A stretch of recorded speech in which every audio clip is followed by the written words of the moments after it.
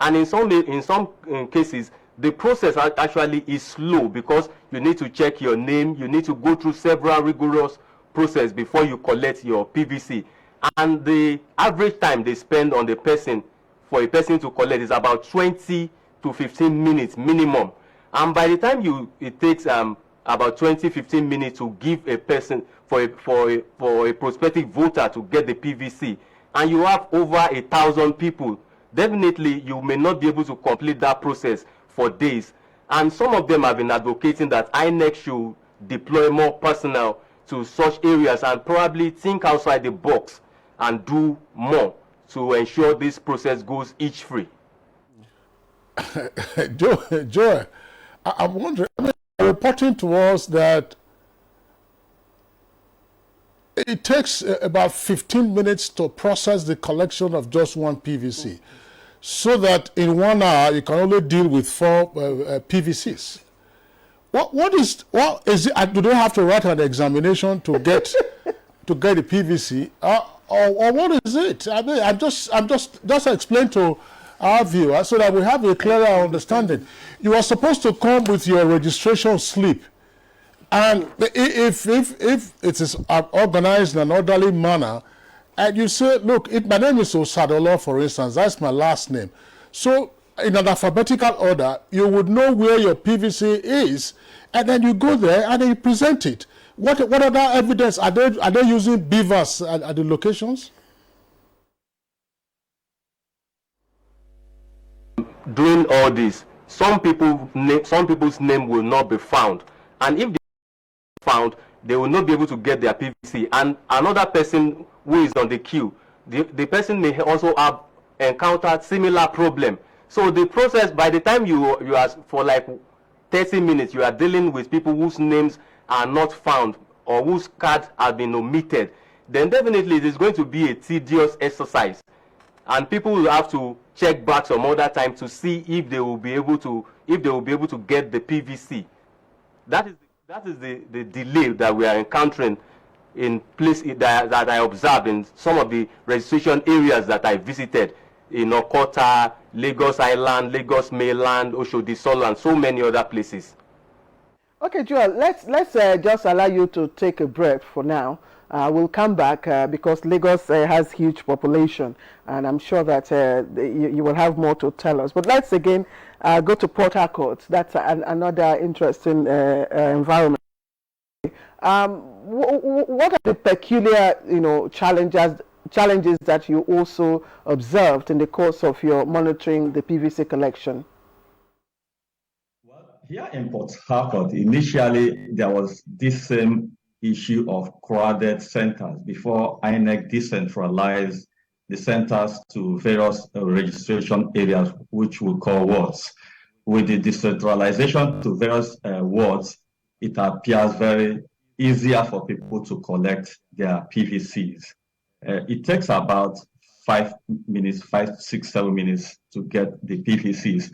But there are also a key challenge people are going through. Most of people who initially registered and got their slips, when they come back for this to collect their PVCs, many of them are disappointed.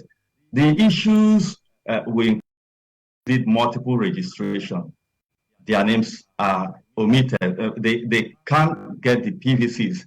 There are also the peculiar issue, the issue of proxy collection. I encountered a lady at the Rumodara Axis. Her complaint was that she came to collect her PVC and she was told by the INEC officer there that someone else collected her PVC. And she had been going from one point to the other. No one is giving her an explanation of the whereabouts of her PVC. And she came with her card. There are also a guy I encountered who said his own brother collected on his behalf and brought to him. These are peculiar issues. There are also the issue of uncompleted registration. People who did register and they were told successful, who now came back to collect these PVCs. At the point of collection, you are told your process is completed. And also the issue of those who initially they were told that their names are not on the register. Like one man I encountered is an estate surveyor. He said in 2011 he registered. In 2015, his card got missing. He tried to register in 2019, and they told him that his name wasn't on the INEC paper. So he was asked to do fresh registration, which he did successfully. He came to collect, and he was told that he did multiple registration. These are the peculiar challenges people are going through. Many persons that hope to collect these PVCs are quite disappointed in the process. And some persons, when you go to the registration center where they are collecting these PVCs, there's also a number of these cards that are lying there. Possibly they are unable to locate the centers where their cards are, which I think INEC needs to have some communication, either by sending text messages to the owner, because they registered with their phone numbers, either giving them specific location where these cards are so that it will be easier for them to collect these cards. Quite a number of these cards are at the INEC WAS collection, that collection center, but many persons I think are not aware of the present location of their cards. These are challenges people are going through. All right, Kingsley Amajiri, thank you very much there for your detailed explanation. We'll come back to you later on in the course of the conversation. Let's go over now to our Kano correspondent, Abdullahi Mustafa. Mustafa, tell us, Kano, of course, is another heavily populated location on the country's electoral map, as well as, of course, population census. What is the situation with PVC collection? The situation is in Kano State is almost similar with that of Lagos and Port Harcourt.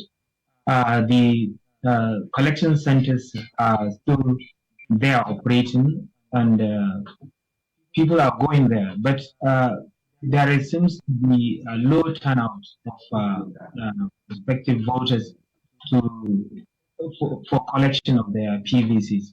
But in some instances, like over the weekend in Ambata local government, I had a chat with the person issuing the PVC, and she told me that the problem they were having is, apart from the low turnout, some people do come and ask for their PVCs, and their names were not there. And the explanation she used to give them is that maybe during the continuous voter registration exercise, the location, their polling unit was wrongly maybe written, or the person gave wrong information with regards their location. So in that regard to their local government offices to verify the status of their registration. But the situation of recent, as confirmed by the head of voter education and the public relations officer of the INEC in Kano, people are continuously coming out. But before, in the past few weeks, there were the number was continuously decreasing. But of recent, even the politicians in the course of their campaign rallies, they do ask their supporters to go and collect their PVCs. Actually, there is no any campaign media, but Alanda, the politicians themselves on all the political parties asking the eligible voters, their supporters, to go and collect their PVCs. And as of the 1st of January, or the first week of January, about 34% of the 444,000 PVCs were collected. So that was not encouraging according to INEC. But at present, yesterday I confirmed from the head of voter education that there are less than 150, but they are still hoping that people come before the collection deadline ends. All right. Thank you very much, Abdullahi Mustafa, for your. We'll also keep on hold for now. Enugu, where our correspondent Chigono Aro is Chigano, what can you tell us about the situation with PVC collections in the coal city? Are there challenges other than the ones, other than maybe delay? Are there peculiar challenges that, you know, potential voters are going through? Well, the challenges here in Enugu on PVC collection are, were shortage of INEC staff because of the hype on collection of PVCs in churches and the marketplaces, in workplaces. A lot of people, hundreds of intending voters always scrounge the INEC collection centers, but they stay there all day long. They wait from morning to night because their time it says 9 a.m. to 3 p.m., Monday to Saturday. And the number of people in each unit outweighs the number of staff. It takes them a long time to be attended to, and some of them are getting frustrated. There was a particular case in New Haven where the staff comes to work and keeps pressing his phone, is not attentive, answering calls, and people will be queuing, waiting. We had to intervene. The correspondents went there and asked him to be up and doing and attend to people. Then there's also a complaint by INEC of uncollected PVCs. And these uncollected PVCs, some of them bear strange names, like people maybe who came on youth service, they have served and gone away from the city of Enugu, and their cards are still there. There are also federal workers who have gone for years and their PVCs are there. Then I met a registrant who complained that he only had a temporary voter PVC. So I was asking him, what were you waiting for all this while? Has INEC ordered that permanent voters card could be replaced with the temporary cards? Are they allowed to vote? These are the issues. It's just the same problems we are facing in Lagos, Port Harcourt, and everywhere. The INEC staff is they're under service. They have to come up with many people that will see that people also who go there morning to night will get the results of standing up in the sun and waiting. The wait is too long and it's frustrating a lot of people. They have to, now that they have finished with local government people, they're now in the cities, which makes the number of people larger than the wards. And very soon that one will also elapse. I wonder what will happen to people who have not collected or who have gone there several times without success. These are the issues that INEC really has to address to make sure that everybody gets a chance to vote in this coming election.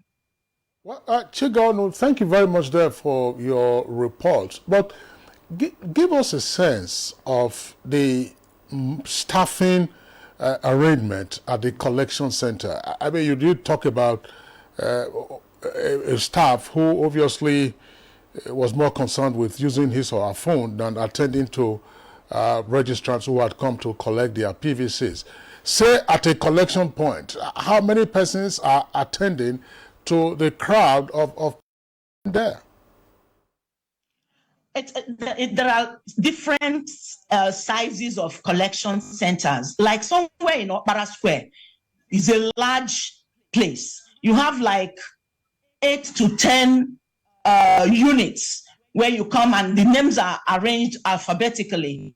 If you're like me, you go to A, you stand in there and within 5 minutes, like you said, you get your card. But there are places where you have just one person at a center. One person, one INEC person waiting for everybody to be attended to. And there are also places you go there, you see 2 people. But the commitment is what we're asking from INEC. The commitment, the kind of social orientation to these people who are working, who should know that there is a deadline. When there is a deadline, there should be a double energy to put into what you are doing to ensure that nobody is differentialized. All right, Chigonu, thanks a lot. We'll come back to you in the course of the conversation. Now, let's go over to Lafia, the capital of Nasarawa State in the north-central part of the country. And our correspondent was earlier introduced, and she says Saadatu Alwal Salihu. Saadatu, what is happening in Lafia and elsewhere in Nasarawa? Okay, the situation here in Lafia is quite different from other states because the INEC here were able to make the process easier by decentralizing the process into ward by ward. At the initial stage, the problem the people faced is that there was low turnout. So with the coming of using different sensitizing them on the importance of getting their PVC, made them to come out and start collecting their own PVC now. But the process has been easier, though some people are facing challenges.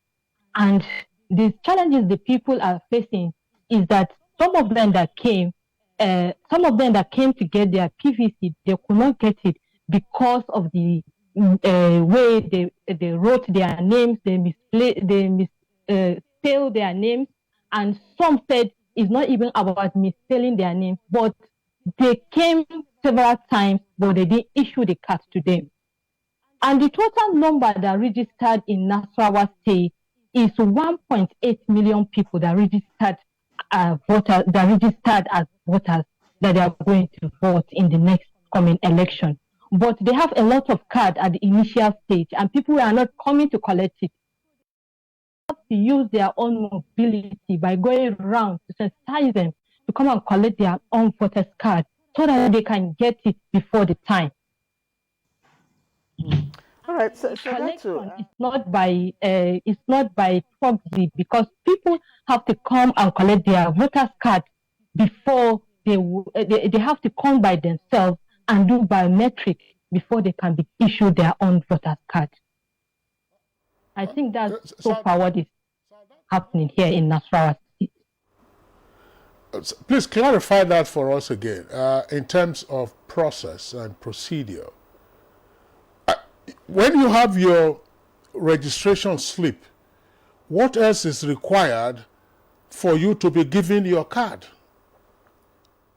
Okay, you need to be using you have to check, you have to come with your receipt. You'll be given to come and present it before you'll be given that receipt, and you'll be using thumbprint to ensure that you are the one that collected that card by yourself, because the collection by proxy is not allowed. Okay, so that's an interesting point that you've just raised there. Thanks a lot. We'll come back to you as with other correspondents in our different locations. We'd like to thank you very much for the situation report that you have given to us. So we'll come back now to our studios, and before we bring in the INEC Deputy Director, let's also hear from Yaga, the Program Manager is here in the studios, Yetunde Bakari. What is it that Yaga has been putting together with regard to the collection of PVCs nationwide? All right, thank you very much. So across the correspondents who are giving their feedback, Yaga is also monitoring the process. And one thing that we observed also is the late resumption of INEC staff at these centers. We provided support to INEC by deploying volunteers to assist with crowd control. And we deployed 181 volunteers in Lagos and in Abuja to just assist INEC at the ward level to ensure, one, that the process is seamless, there is more coordination in crowd management. That has proven very interesting, and I also heard the point about communication. Access to information is also one thing that citizens do not have. Where do they collect their permanent voters card, right? Where do they go? Where is the location of the ward? When it was at the INEC local government offices, for example, how many people know where these offices are located? So what Yaga did was to provide information to citizens. So we collaborated with INEC to set up the SMS services where citizens send their registration area and the name of their ward, and they get an automated response with the address of where they are going to collect their permanent voters card.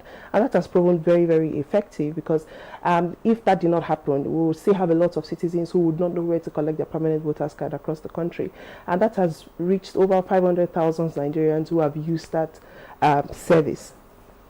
One other issue that they raised up that we also observed is the collection by proxy, where citizens who go to this ward to collect their permanent voters card would see the cards of their friends, their families, and they would ask if they could collect for their relatives. And in some instances it is issued, and in some it's not.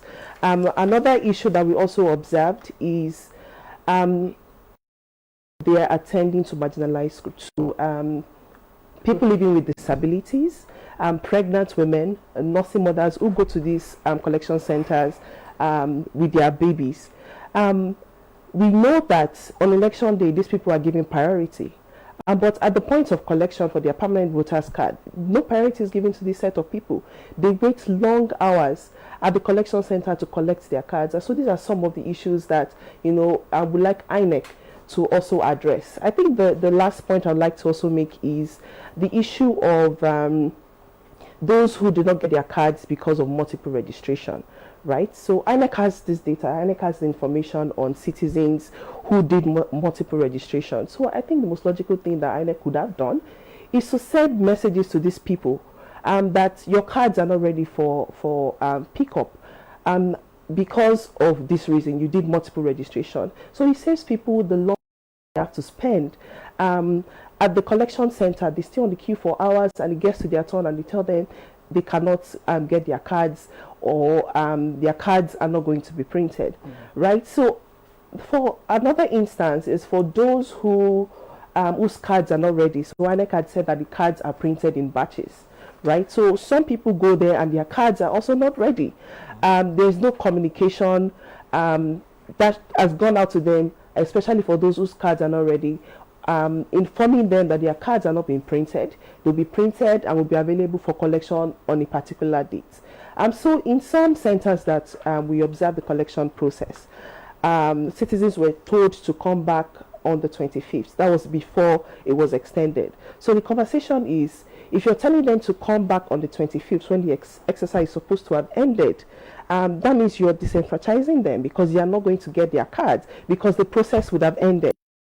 It has also not made any concerted efforts in communicating to those whose cards are not printed yet on when exactly those cards will be printed and available, and where they can collect those cards. So these are some of the issues that we are observing across the... Okay, let me also ask you, what specifically is the responsibility of the supports, people that you have added to INEC? What exactly are they supposed to be doing within those centers? That's one. And did you also observe INEC's strength in terms of the number of people, the ratio of INEC staff to the crowd? And lastly, in terms of requirement for collection of PVCs, as you must have heard from Sedato, is there a uniform requirement, or in some places, there are specific requirements for certain locations and all that? Did you observe that? So the volunteers who we've called the voting squad are a group of young people who are volunteering their time to support the process under a campaign called the Youth Vote Count, which is just mobilizing young people to participate in the electoral process. Now, what these volunteers do is to assist with crowd control. One of the correspondents also spoke about the number of people who show up at this polling unit, and there seems to be no coordination. So they're just sitting in early Lugbe, for example. People go as early as 4 a.m. They write a list, and before INEC gets there, they've written a list of over 1,000 people already before INEC staff get there. And so what the volunteers do is to ensure that it's coordinated. Call them according to the numbers that they've written. And we've also seen that citizens are also taking control of the process by organizing themselves. We've seen citizens who are the ones coordinating the crowd by themselves, coordinating themselves. So the volunteers do not have direct to the cards. Okay. What they're doing is just to provide support, crowd control, to those who come to collect their permanent voters card. And to the second question on Ratio. on the ratio. So according to INEC guideline on the permanent voters card collection, so there's supposed to be 3 staff, 2 issuance officer and a help desk, right? So the 2 issuance officers are the ones who will sort the cards, who would issue the card, and ensure that the citizens who go there thumbprint and acknowledge that they are the owners of the card. But when you look at the ratio, we can't say that the number is sufficient across board. So we've also observed that in some collection centers where they have huge number, INEC deployed more staff, more personnel to manage that process. While in some states where, in some collection centers where there are number of people who show up to collect their cards, say 10 people, we can say that the number is sufficient because there are just 3 people who are managing the process. But INEC can also do better. It's also the question of the INEC have the capacity to mobilize as much staff to these collection centers where they have high footfall of people who are visiting to collect their permanent voters card.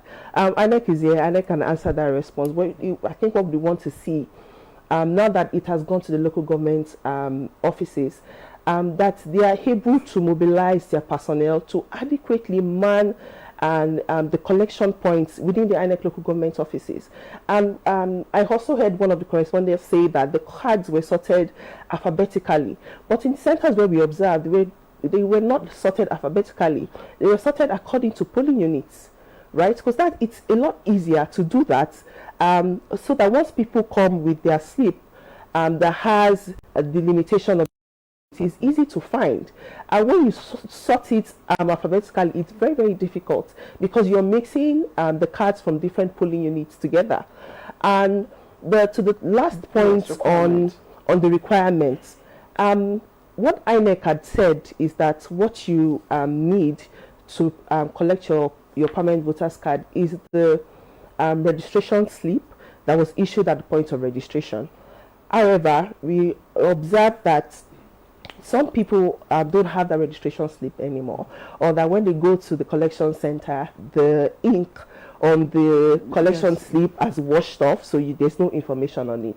And what INEC also did was to the portal on where you can verify your information, the voters.inecnigeria.org. So we saw a lot of people visiting that website. So you visit that website, enter all your relevant information, take a screenshot of it, and present it to the issuance of. So we've also seen some reports that you can go with either another means of identification, your NIN slip, you can go with your identification card, your driver's license. But what INEC has continually insisted on is the registration slip that was issued to you, or your temporary slip for those who registered between 2011 and 2019.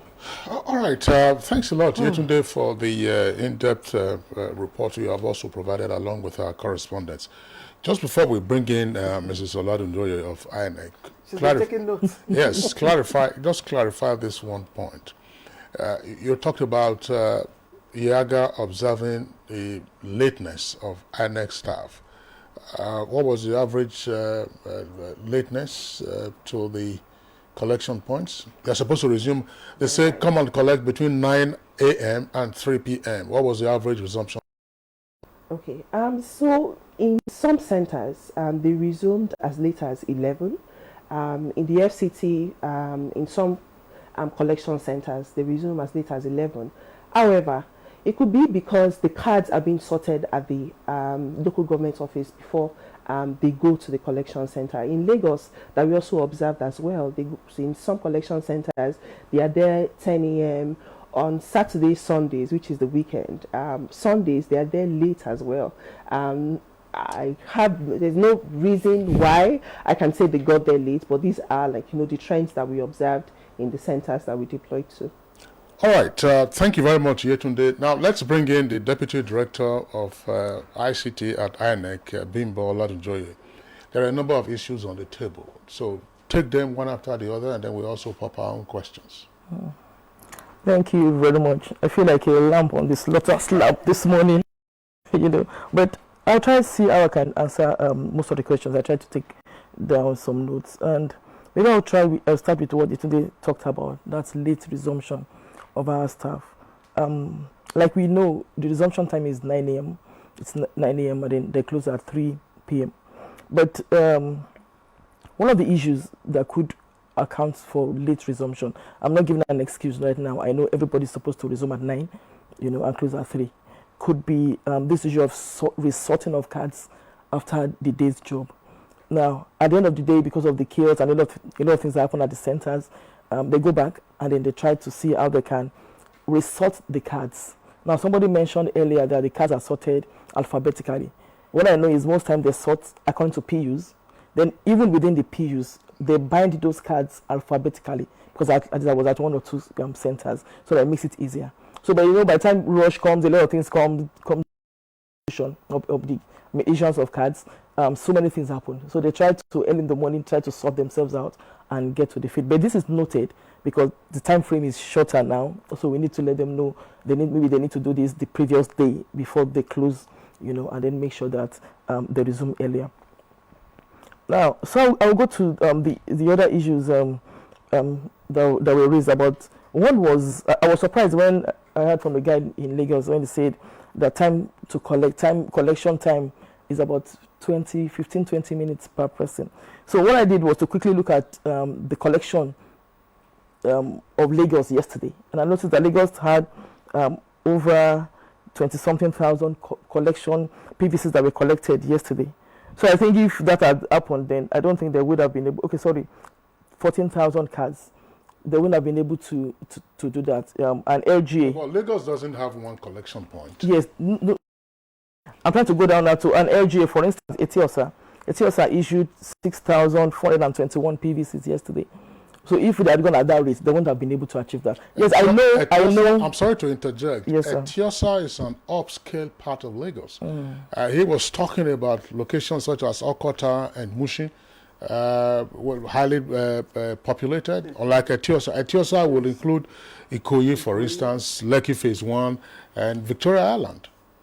Yeah. So, like I said, it's not as bad as he said, but I understand the fact that it takes a lot of time to. Yes. It's noted. I just wanted to bring that out. Yes. So that's noted, and we try to see how we can have better strategies to enable people collect their cards faster. A lot of issues happen at point of collection. Some people come, they don't bring their slips, they don't bring any other form of identification. So it becomes difficult to really identify, because you must know the polling unit the person registered into. So these are some of the things that could delay collection of cards. And I know the issue of multiple registration too does some delay, because a lot of people come to the centers to register. I mean, when we're doing registration, they register multiple times. Yesterday, a case came to me and I checked, and I noticed that even during the CVR, the continuous registration process, the person registered 4 times. And the person also had an existing registration that he did in 2011. So then the person would come with a card that had been removed because of our deduplication process. So by the time they start checking, and then start checking before they now get to know that, okay, this thing has been rejected. So these are some of the issues that we also have. And I want to encourage Nigerians. Yeah, sorry, just on that issue, because Yaga also made an observation of responsibility on the part of INEC to be able to reach those, who fall within those category, and you have invalidated. So what stopped INEC from also reaching out to those people, because their details are with you? It's responsibility, INEC's responsibility, isn't it? Yes, it is. So that's where I was actually going to. But one, we have a voter verification system online where voters can go check the status of their registration before they go to our centers. So additionally to what she has said and what you said now, we're going to, as from today, as I live here now, we're going to start putting those details there. So if you put an information that has been invalidated by INEC, we're going to let you know, okay, this particular card has been invalidated. You can't collect it, so they will know beforehand. But right now, before people go to the centers, they can go to inecnigeria.org/VVS and confirm their verification status. But this update will be put there immediately today. I'm sure we're going to be able to do that. Then knowing centers to pick up, well, we actually had the list of centers on the Commission's website. Immediately we were registration, the PVC collection process. And I must also thank IEGA, because IEGA was able to help us with information dissemination. We gave them the centers. FCT was a little complicated during the RA distribution because we had people collecting, we had centers beyond the RAs. So an RA, for instance, she mentioned Lugbe Primary School, which was a collection center. We had to, Lugbe Primary School was not the original collection center. It's supposed to be somewhere in Kabusa. But because of the crowd and everything, the large number of persons registered in Kabusa ward, they came to help. And I think we opened about 4 centers within Lugbe and its environment. So that was able to really help us during that time. And it helps to disseminate such information. So we had to go down to disseminate the information based on the polling units. So if you registered in this polling unit, this is your collection center, you don't bother going there. So we've been working with IEGA and a few other CSOs that have signified interest in assisting of information down to voters. On shortage of INEC staff, I think I need to talk about that, because INEC has the guidelines for PVC distribution, PVC collection, and in the guidelines at every center, but now that we are back at the local government area, at every center we have multiple collection points. We don't have just 2 or 3 persons. So what INEC instructed, and which I think a lot of the LG officers are doing, is to have 1 person manning 2 registration areas. So if an LGA has 10 registration areas, for instance, we're going to have 5 collection points, so that 1 person now handles people that come for 2 RAs. And I think that has helped. I realize that a lot of places now have canopies and chairs, and then they let people know if you come to collect your PVC and you belong to a particular, you go on a particular queue. So in most of the centers, we should have like 5 different queues, 5 different collection points to make sure that the collection process is faster. But all these observations have been noted, and I think we'll be able to do something to make it easier for people to collect cards in the next few days before. All right, just a very good point for us to take a short break. Deputy Director ICT INEC Bimbo Oladunjoye giving us clarifications. So you're watching Good Morning Nigeria live on the network service. Don't go away. When we come back, we'll continue with more conversation.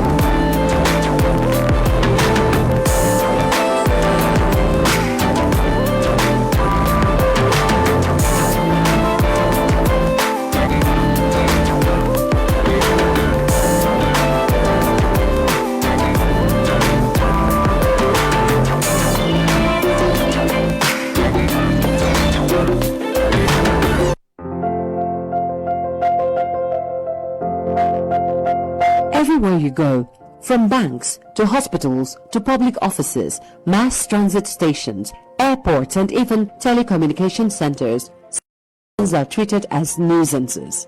They are not. They are senior members of our society, and they deserve the utmost respect. We shouldn't be having our aged fathers and mothers standing in long queues to withdraw their monies at banks. Our retired senior citizens shouldn't be caught standing in buses for lack of seats or chasing after one just to get to their destination. Senior citizens shouldn't have to sit long hours in hospital corridors with no geriatric specialist to attend to them. Our senior citizens deserve better treatment from all of us. They deserve to be listened to. They are deserving of seat reservations on public buses and priority attendance in public spaces. As young people, we are quick to say, no one owes you. This is not true. We owe the elderly members of our society a helping hand, our services, and respect. Age-friendly societies have more senior citizens enjoying good health, living safely, and engaging in work than those who do not. Dignifying age-friendly services for senior citizens.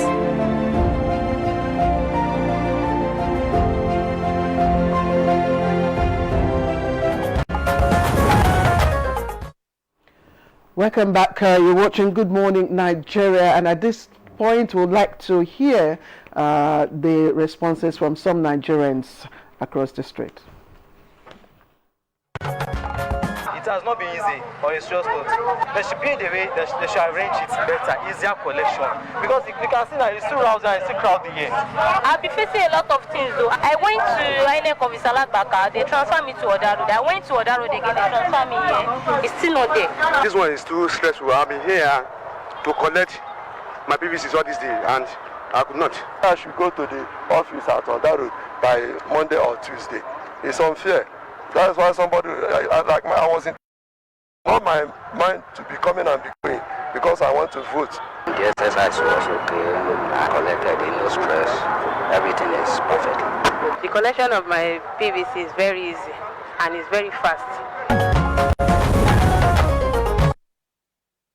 All right, a cross-section of Nigerians there telling us their experience with the PVC collection. Let's come back to the studios, and the INEC Deputy Director is still here with us, Mrs. Bimbo Oladunjoye.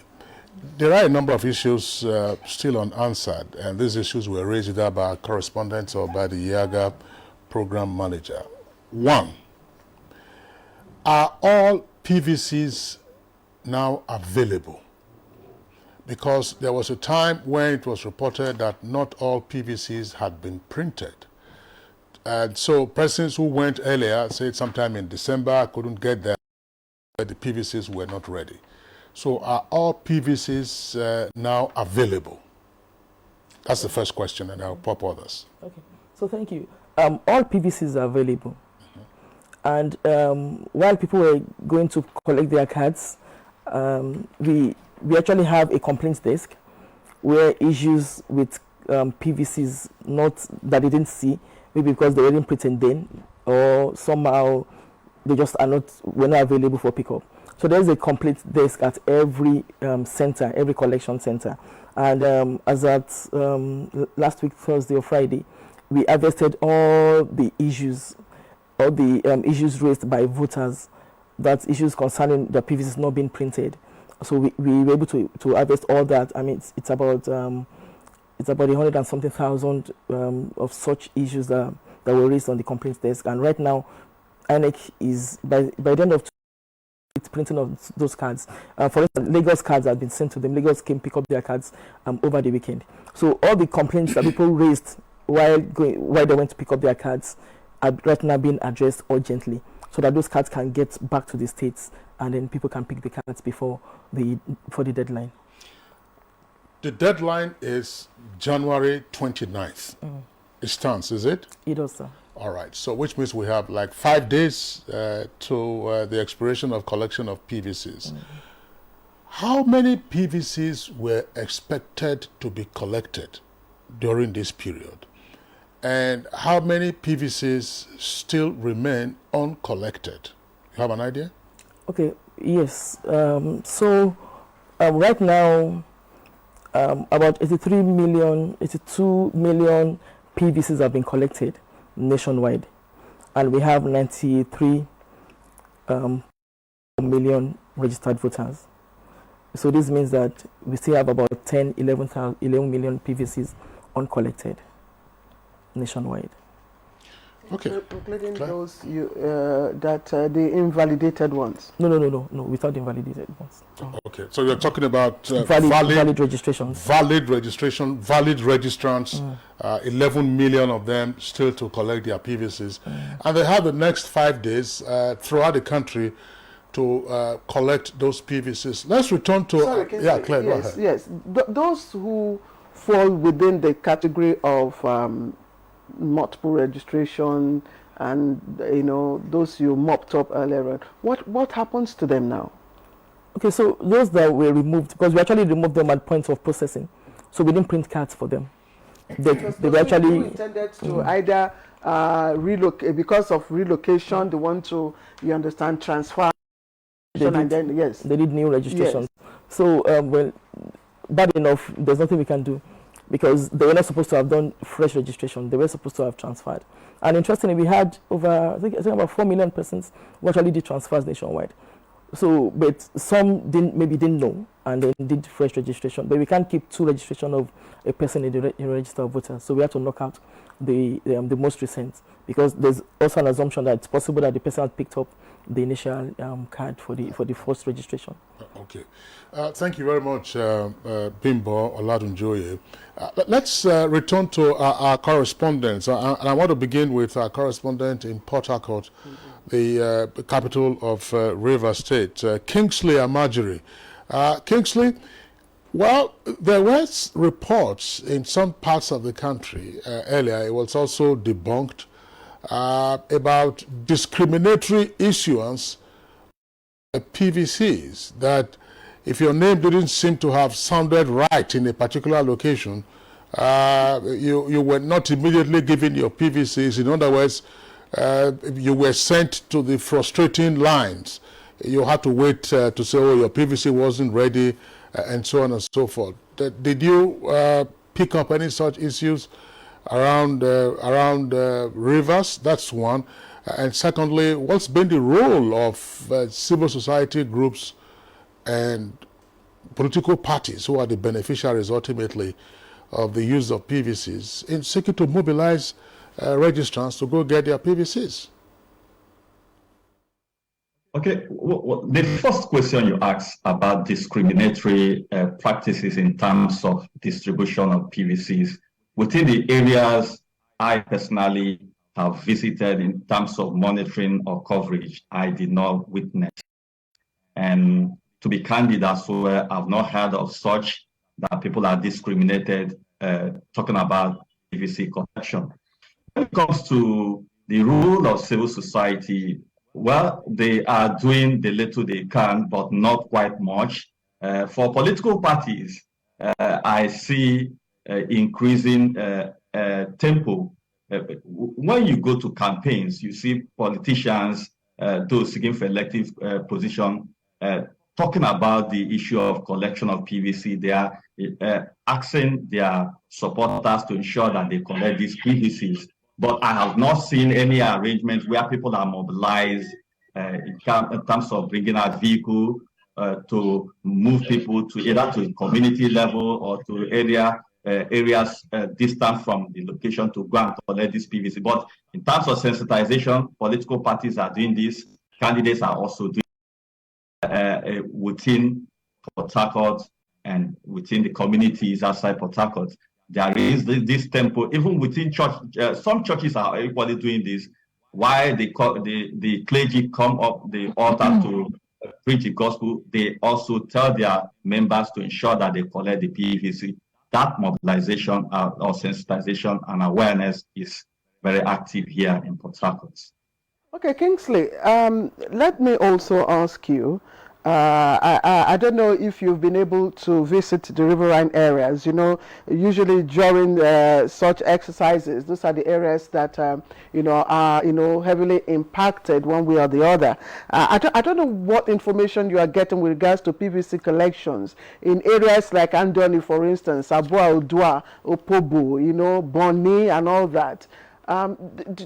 Is there anything you're hearing about the process and the conduct officials?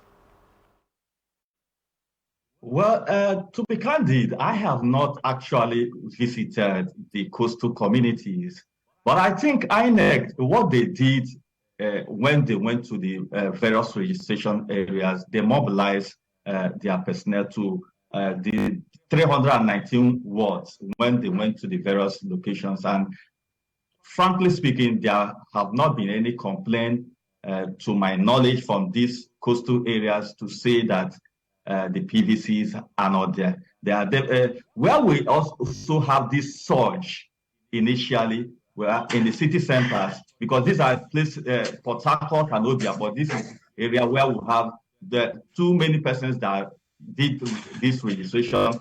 But in the coastal areas, I mean the hinterlands and the communities, the pressures are not much as it is within Port Harcourt and Obia, which is City Council of Harcourt. And don't also forget, I want to also bring to the knowledge of the INEC officials. We talked about the issue of there are people that did transfer from one location to the other, and their processes, according to them, why they did the registration was successful. But at the point of collection, their cards are not available, and they are asked to go to the local government desk, PVC desk officers at the local government area to make. And eventually, some of them did turn up, but the concerns are still there. The possibility of them getting these cards before the deadline, I don't see it feasible from the observations. And these set of persons will eventually be disenfranchised if INEC stick to this deadline of 29th of January. All right, Kingsley Amajiri. Amajiri, you probably will have to tell our viewers the meaning of Amajiri, because some of them would probably conflate it with Al-Majiri, which is a different one. I'm sure before we sign you off, we have the benefit of that translation. Namesake Amajiri, thank you very much for your response. Let's go over to Enugu, where Chigonu Aro also had been with us earlier. Chigonu, now tell us something. It is true that in the air and at various locations, at various points, potential voters are being encouraged to go get their PVCs that will entitle them to cast their votes next month and also in March. From our conversation this morning, we do know that there are issues, process and processing. What is it that you've heard in terms of the content of the messaging? Are these persons who are saying, look, show me your PVC or go get your PVC, are they also enlightening these persons to whom they are speaking to say, look, if you did double registration, you might not get your PVC. If you don't follow XYZ process or procedure, you might also not get your PVC. If you registered somewhere, what is the content of the messaging? Does it forewarn them as to the challenges that they might face and therefore the kind of patience that they will need to have, or to enable them troubleshoot? Chigonu. Oh, thank you, Kingsley. The charge there is to make sure that the 2023 general election is done in free, fair, and legislative. I want everybody that is of the voting age to have the access to select a leader. And they also tell them the implications of not having the PVC. The PVC now is like a license for you to make a choice. It is like the power to select a leader. It's like a mantle of true leadership. It's like something that you have been yearning for, and you have been given an opportunity to make a choice, and you're dancing around the choice. So they make it clear to everybody that this is the time to say enough is enough for a good leadership. That's all they say. And then for the challenges they encounter, they also know that it's not easy for you to go to a collection center and just pick your card and move on. You have to pay some sacrifice. This is the time for sacrifice. And the church out. The market women are being told. The workers in the offices, it's like a mantra. It's like a mantra. Pick your PVC. In everything that you do, you will hear, have you picked your PVC? So everybody's responding to that clarion call. That is the situation here in Enugu now. Okay, Chijano, I want to still stay with you just to, get some more information about the enlightenment, of the people in Enugu. Is it that because some of the issues that you have raised, you have put the blame on INEC? Is it also that, the people are not also properly or do not have a better understanding of what they should do? Does that also speak to the level of awareness, of what the people should do, to get their PVC? Well, INEC knows that this is a challenging time for them. They know the time is, it's not easy for INEC either, because they cannot start bringing in new staff. If I know they have ad hoc staff who will work for them, and their own person, the staff that they have, there's no way the INEC staff can match with the number of people seeking to pick their PVCs. So definitely they are employing ad hoc staff. They are looking for people to help them do it.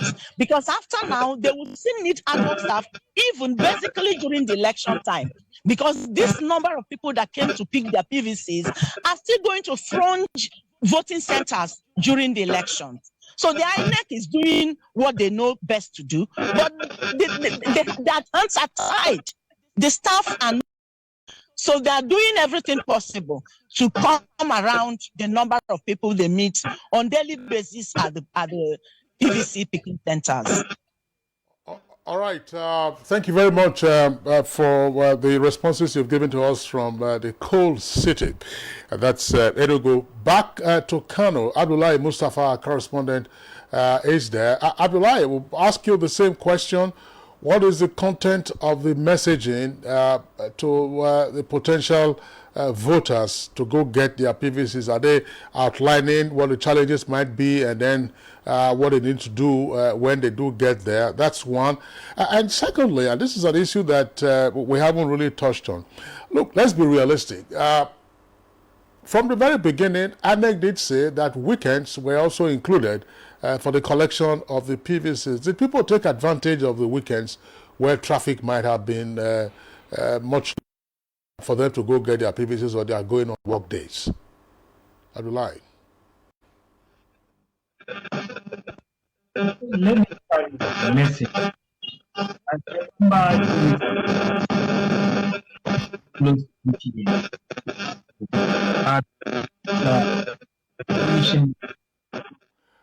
sorry, there's some audio distortion from you, Abdullahi. We hope you can sort that out before we close the program, and then we'll get back to you to respond to that question. Now to Lafayette, Nasarawa State, Saudatu Salihu is still there, I hope, with her latest response to our questions. Saudatu, I want to ask you the same question.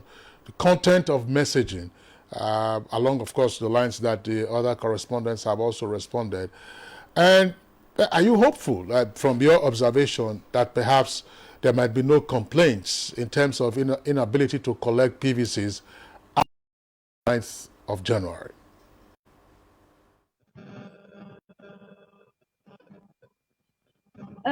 Actually, what they did here in Nasarawa State is that they ensure that everyone got their own PVC, though it's not everybody that were able to go there and got their own PVC because of the low turnout. But with the use of this sensitization and introducing new methods of telling them the importance of it in marketplaces and so many places like where people normally gathered, they were able to sensitize them on the need to get that PVC before the election time. And I think from the available information gotten, people have really got their own PVC more than the way they started at the beginning. All right, let's get the studio here, and of course, Yetunde, my question is to you, and this is, okay, we have Lagos. We will just take Lagos. Let me just quickly ask this question. I'm sorry. Is there in any way, or is there a sense in which the application of, tech, might have impacted one way or the other in this process? Tech is already impacting the process. Yes, hindering, yes, making, the collection of PVCs, throwing up these challenges. A lot more seamless than it currently is. Yes, I think technology can help, and technology is currently doing that. I mean, the INEC portal where you can verify your information has proven very valuable for those who have misplaced their registration slip. At the collection points, I think it can also be better harnessed So the time that it takes to sort, for example, if it is sorted using technology, the issuance officer, who perhaps would have a laptop, can quickly search, and you know where to pick the PVC up in the boxes where they are packed. It saves time that they use in sorting each of the cards individually. Yes, because it's done manually. Yes, and it's there done are manually. piles of Yes, so he spoke about the time that it takes to issue one card to one person. So I think that there is a gap that technology can fill at that point. We can use technology a lot more than we are currently doing, and we also continue to support INEC the best way that we can. Okay, Yetunde, thank you very much. Let's return to Joel Epokuola, our correspondent in Lagos. Look, Joel, you will have to hear this kind of complaint from some of our viewers.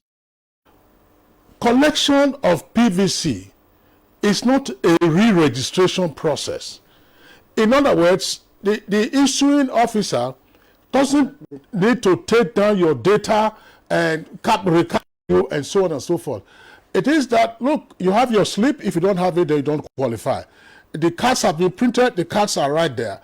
So why would it appear to be so cumbersome? Tell us what you would like to see that could accelerate the process. Is it insufficient deployment of staff? In other words, they could do with more hands. Late resumption of staff, in which case they could resume much earlier. Because if they say that work resumes at 9, I think that is wrong. Banks open at 8 o'clock. Before 8 o'clock, the banking staff are already in the bank. So they open their doors to customers from 8 o'clock, and they would have sorted themselves out. So is it that INEC staff who are doing this are reporting at 9 o'clock before they start, or they're using their telephones and so on and so forth? Joel, quickly. Yes.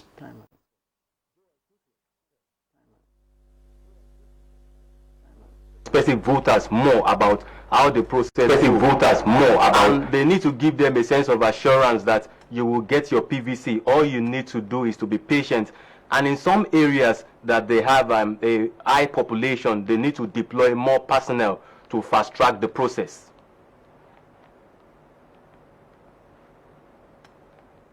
Bimbo Oladunjoye, and this is very briefly.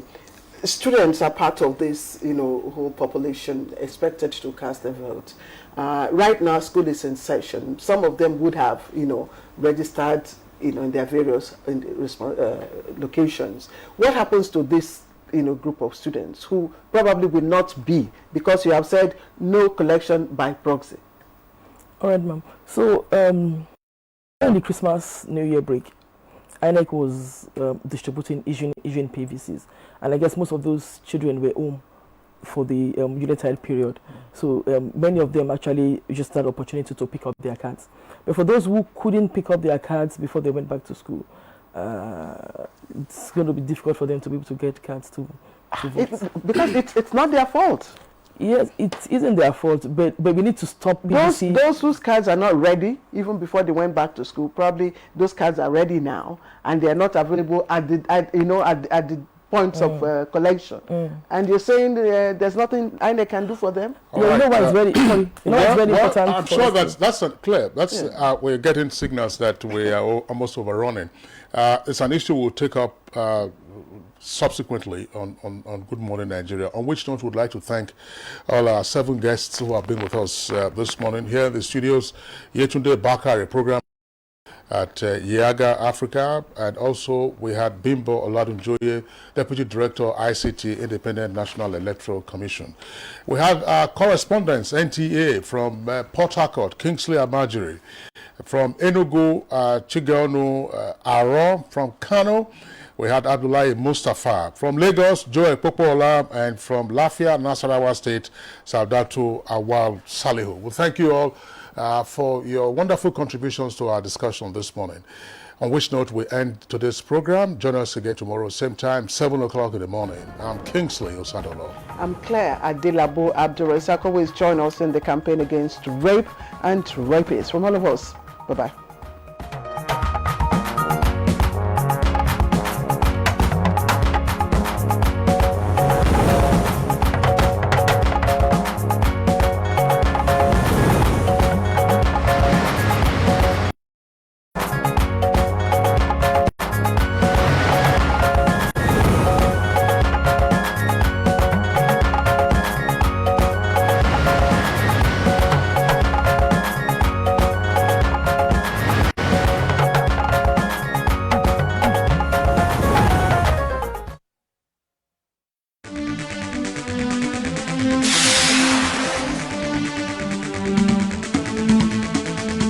NTA Tuesday Live, analytical, in-depth, educative and interactive on national issues accommodating all sides of opinions. We as a people have understood that we have to fight corruption before it fights us back.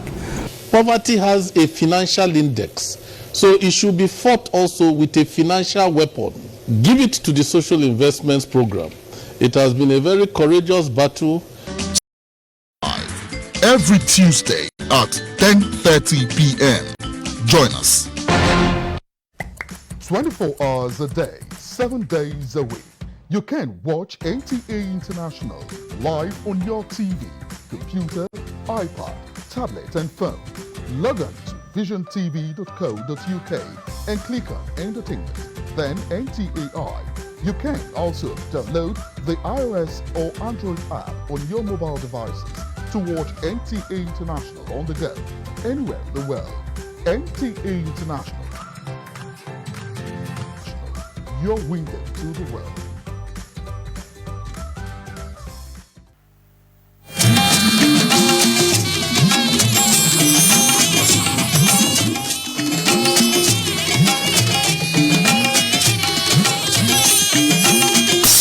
This is the network service of the NTA.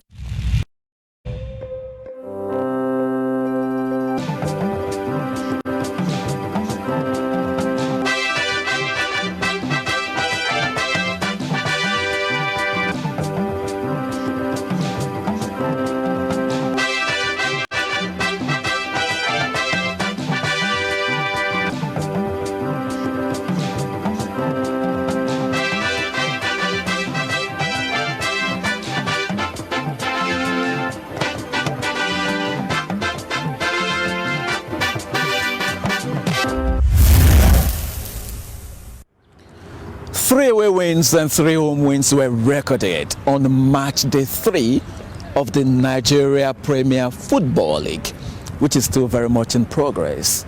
And again, the NPFL continues to show a lot of promise. Hello and welcome. The show is Sports Real and on the network service of the Nigerian Television Authority. I'm Badia Adeleye. As always, we're at Mansa, the Moshood Abiola National Stadium here in Abuja.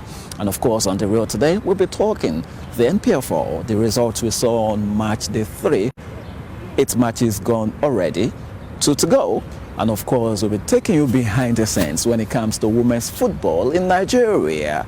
Also on the show today, we'll be focusing on one of the fastest growing sports in Nigeria that some people might also call a pastime. These and many more on the show today. Once again, you're welcome.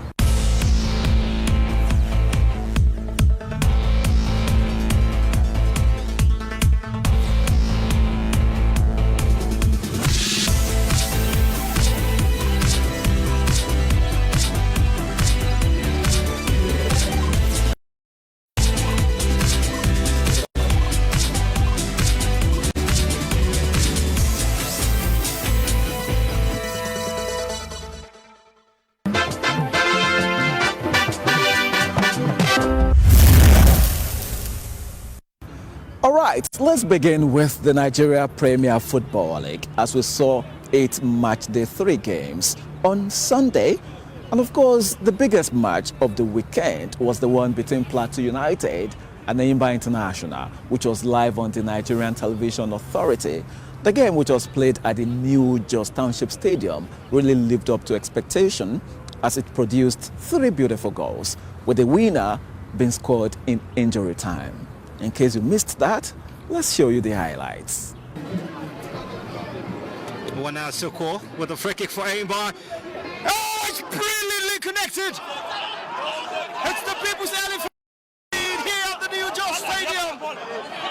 This game, Enyimba will be very comfortable with a maximum full value in the first half. It will give them that bedrock of conversations going forward. Oh, that's the comfort. The equalizer has come. That's Ifeanyi Emmanuel. Number 1. And they don't want to give him anything, even though he gave everything. Past the 5 added. Plateau United could get that winner. It looks like it might come for them. This could be no chance! Oh!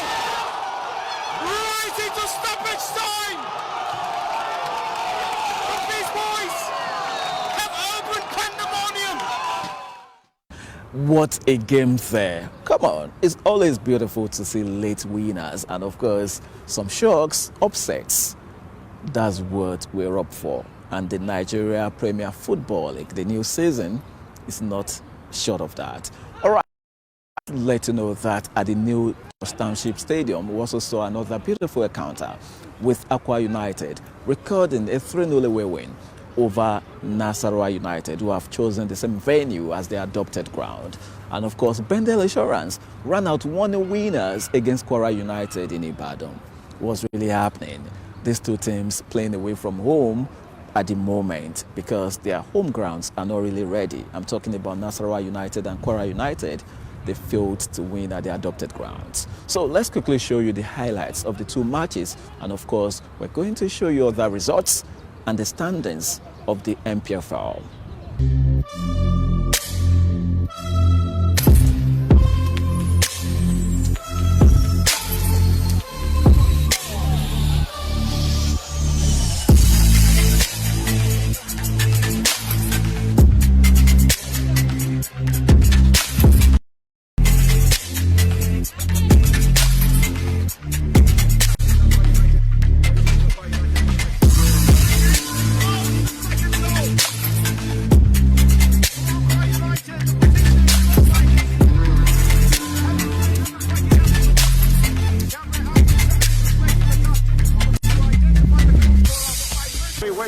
Just like you did at the commentary box. Indeed.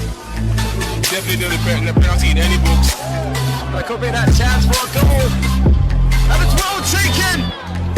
Cool as you like. For a player with such quality, you cannot afford to give him room. It will punish you. The second goal for Ndefra Kafiong.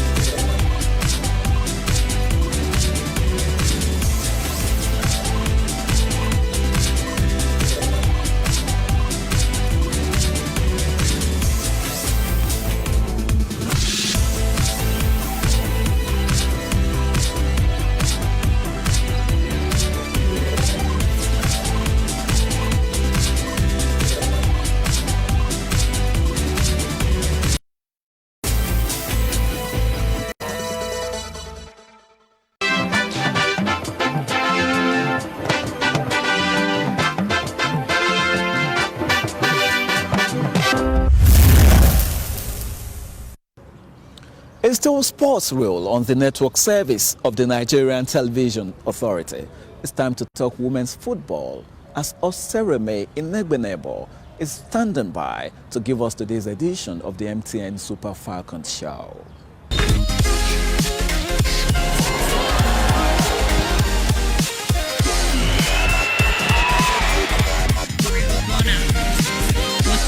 Switch for Kanu.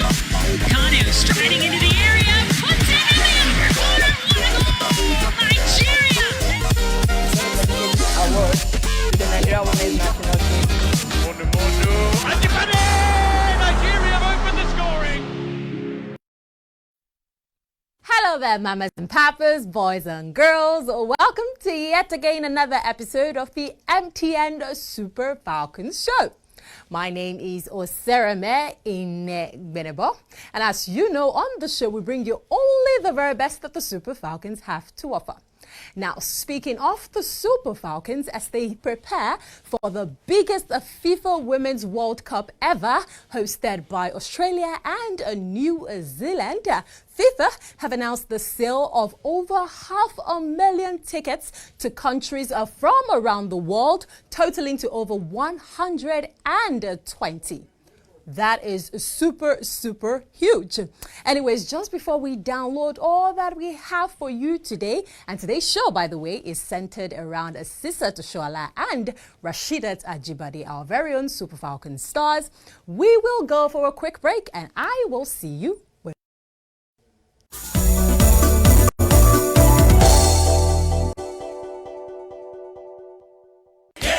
Hi.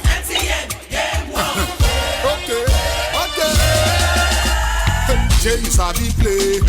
Oh, yeah, make we play.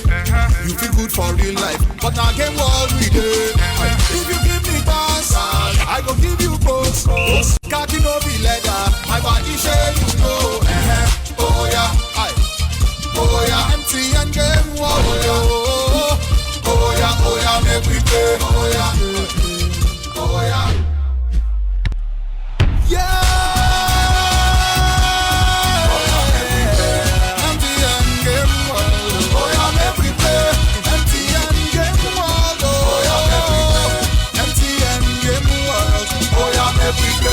Turn up unlimited fun on MTN Game World. Visit MTN Game World and enjoy over 700 ads. No in-app payments. MTN, everywhere you go.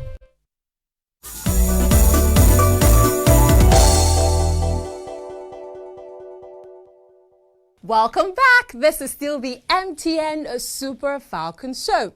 Now, just so you know, Nigeria, the Super Falcons of Nigeria, will be making their 9th consecutive appearance at the Women's World Cup. This is no easy feat, and of course, we are rooting for them.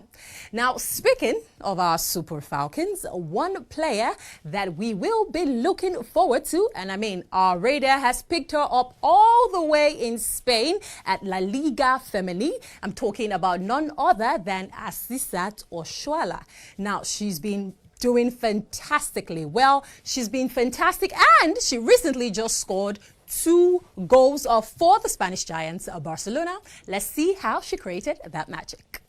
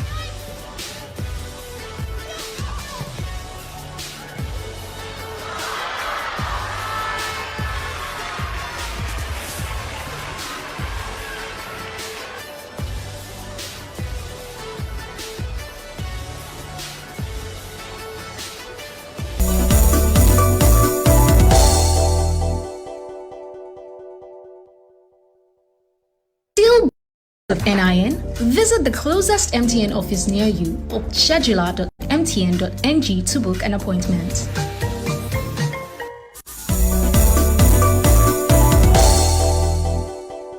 Will Asisat Oshoala ever cease to amaze us? I don't think so.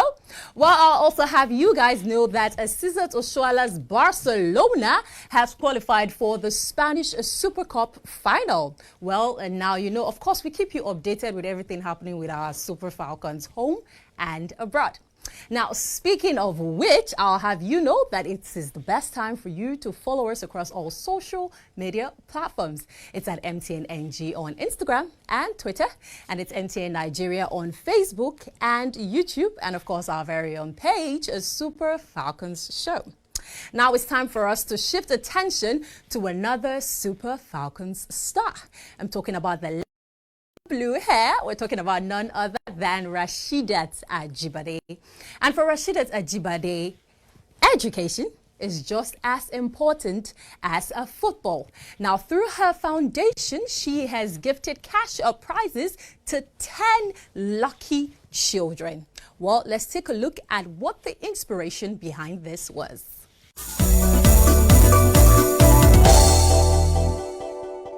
Staying on her feet, managed to get the pass back to Unamono, who delivered a delightful ball to Ajibade, who stayed on. My foundation gesture of support for the 10 recipients of the Rush Scholarship Fund. One was bet out of a burden.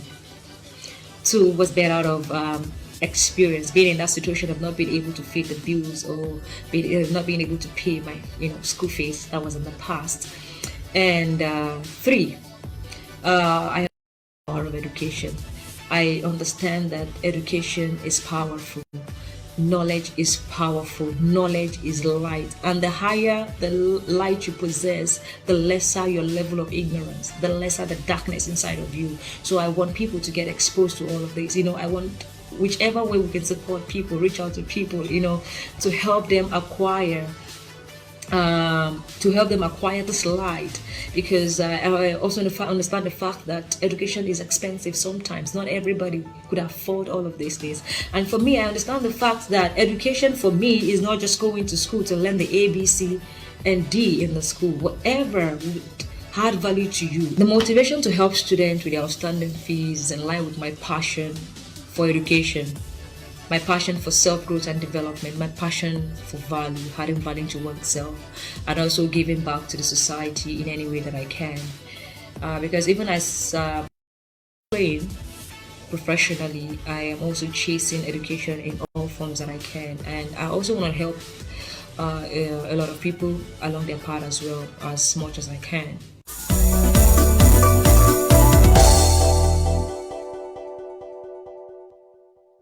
Well, of course, that was Rasheedat Ajibade speaking to us about the inspiration behind gifting those lucky children all of that cash.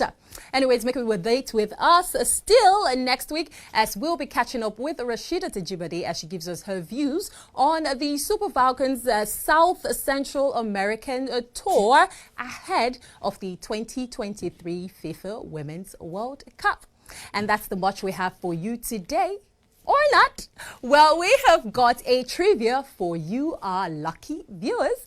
It's a simple question, and this is it. How many editions the Women's World Cup has Asisat Oshoala attended? How many editions of the Women's World Cup has Asisat Oshoala attended? It's that simple. Drop your answers across all our social media platforms, and the first 5 lucky people with the right answers get to win a lovely gift courtesy MTN. I can't tell you what the gift is, obviously, but you will find out. Well, that's it. It's a wrap for today's episode. Remember that you can catch the show right here on NTA 9 a.m. every Tuesday, and of course on MTN's Ayoba app. My name is Osereme Inegbenebo, and I will see you next week. That's bye for now.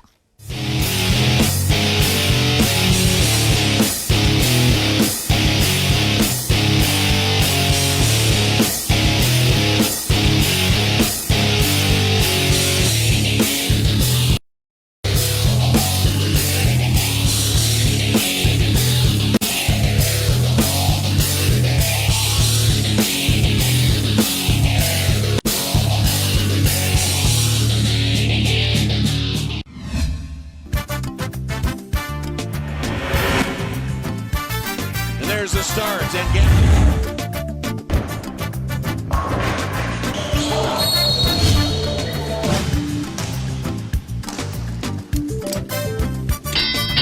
Promises to Cheryl. Winds up that right hand.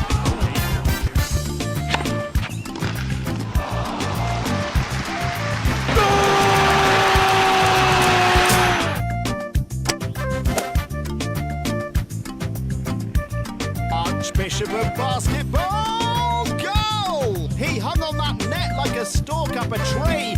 NTA Sports 24 brings you all sports all day.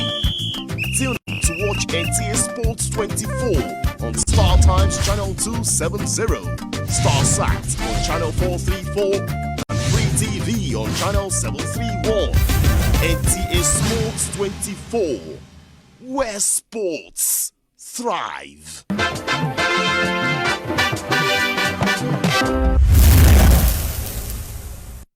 It's still Sports Rule on the network service of the Nigerian Television Authority. It's time to talk gymnastics. And joining us live now is an international certified gymnastics coach, no other person than Tony Asoko. Thank you for joining us on Sports Rule this Tuesday. Yeah, thanks for having me. All right, quite beautiful. It's time to talk your favorite sport, which is gymnastics. And of course, talking about that sport in Nigeria, which so many people still see as a pastime. For you, how would you do so far in Nigeria? Yeah, how far we've been able to do very well on them all through last year, and we got some more coaches and judges into the international body, and then we had Uche Eke, who competed at the for the first time since 1975. Yeah, he competed at the just concluded Olympic, and then we discovered more gymnasts like the little girl Stephanie Onosuruka, and then we have a guy called Eno in Edo State. So with all of these promising gymnasts, we believe we're going to do more in this year, and then we'll see that it's going to be a good one for us this year. Quite beautiful there. And of course, we know that, you've been in this profession for a while now. You've founded TIG Gymnastics, which is aimed at raising future champions for Nigeria. And in any adventure, there will be some challenges. For you, what are the challenges and, ways you think it could be surmounted? Yeah, challenges is like obstacle whereby if you're able to scale through, you don't get worse, but you get better. So this is how I see life, like when challenges come, you learn from the challenges and then you move forward. So that's what I have been able to do with my co-coaches, and that's why we're scaling through, because the challenges, if you must tell me, is not people. My challenges are equipment, because I have challenges of learning a new skill or teaching a new skill, and then you don't have the equipment to teach that, and you don't have good hospitals here to take the gymnasts to. So you just have to be very careful. So even where we've got into now as one of the best in Africa, I believe with the right equipment we are going to move forward. So that's what I've seen as challenges to me. Okay, Tony, now with gymnastics not being part of the African Games, coming up this year, we know that the next, international window, the biggest one will be in 2024, which will be Paris 2024 Olympics. Now, in 2020 in Japan, we were represented by K, and of course, it was not the best of outings, but it was good that Nigeria was represented.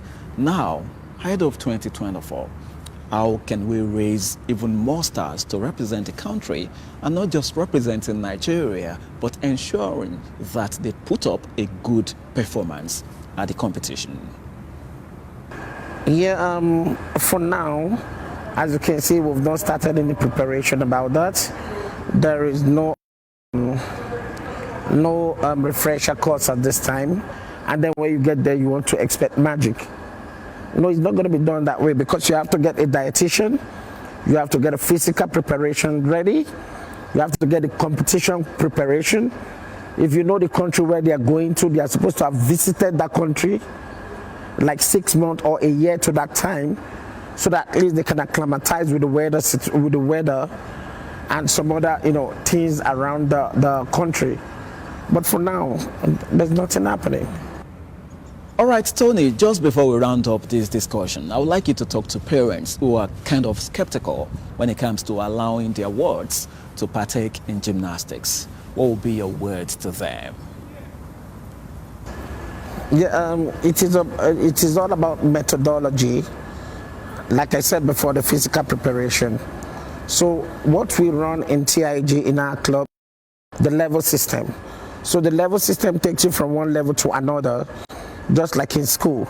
So if you are not able to perform the routine for level 1, you cannot go to level 2. You must pass, and after finishing that, you do the assessment of that child for us to know that yes, this child is done. So by so doing, you reduce risks of injuries. They already know what to do. They are not doing try and error. So they are prepared already, but mentally, physically, psychologically, they are ready to perform. So this is our trainer gymnast. So parents, if you're a good gymnast, you could be a very good swimmer.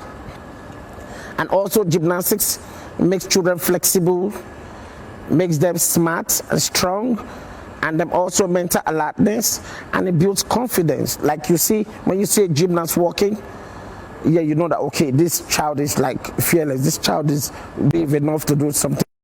Not doing the opposite, but at the same time discipline, just like the military training. So this is how gymnastics is.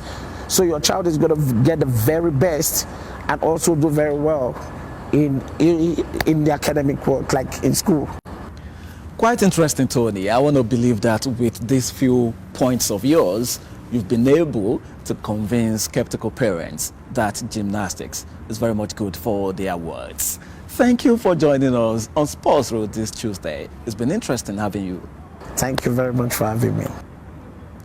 And of course, we're wishing you all the best. Thank you, Tony. Right. All right, I've been discussing with Tony Asuquo, an international certified gymnastics coach. And of course, we've been talking gymnastics in Nigeria. And just like I always say on the show, Sports Roll is never complete without bringing to you an aggregation of trending sports stories around the world, which is Sports Tidbits. Peter Oibo will be our guide. We begin today's tidbit from the camp of the Flying Eagles as the head coach, Ladan Bosso, is optimistic about his team securing one of the tickets to the Under-20 World Cup. The team will take on their Zambia counterpart in 2 warm-up games in Abuja later this month as part of their preparation. Meanwhile, Nigerian Super Eagles midfielder and Leicester City player Wilfred Ndidi will be out of action for weeks after sustaining a muscle strain injury from training. The Nigerian international has just returned to the team after spending few months in treatment room. In another development, Portugal's forward Cristiano Ronaldo has made his debut win in his new club, Al Nassr 1-0 win over Etifa in the Saudi Pro League on Sunday. Al Nassr are top of the Saudi League with a point over second place Al Hilal. The 37-year-old Portugal joined the club last month on a deal that runs until 2025. In tennis, Novak Djokovic has reached the quarterfinals of the Australian Open after defeating Alex de Minaur 6-2, 6-1, 6-2 to ease into the quarterfinals of the Australian Open for the 13th time. And finally, Nigerian-British boxer Anthony Joshua will face American Jamie Franklin at the O2 Arena in April 2023 as he returns to the ring after his defeat by Alexander Usyk. Joshua has not stepped in the ring since his second defeat by Alexander Usyk in August 2022, having lost his WBA, WBO and IBF bets to the Ukrainian in September 2021. That is Tidbits. I am Peter Oibo. All right, and with that, the end of Sports Rail. As always, I want to thank you for hanging out with us. Do not forget that for your unlimited sports content, enter Sports 24 on Star Times, StarSat, and Free TV is your best option. Until next time I'll be on the show, just like I will always tell you, please be yourself and do stay out of trouble. I am Bade Adeleye. See you next time.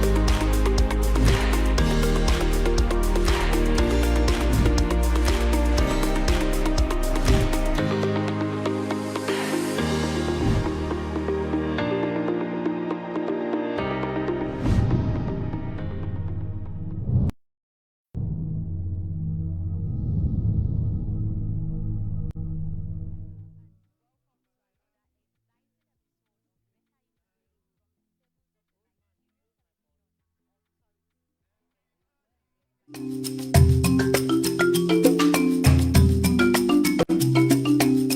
you get to see the way Dele Momodu pulls this back? Don't forget to send in your messages. There's a difference between picking, child, and issue. The idea that is you can do more with less people. If we have a better way of addressing these issues, taking care Congratulations, you were able to sign Timo Werner from RB Leipzig. So you take water before your workout. People have used their phone, using TikTok to do that. Should I go for test? A lot of people don't even have risk.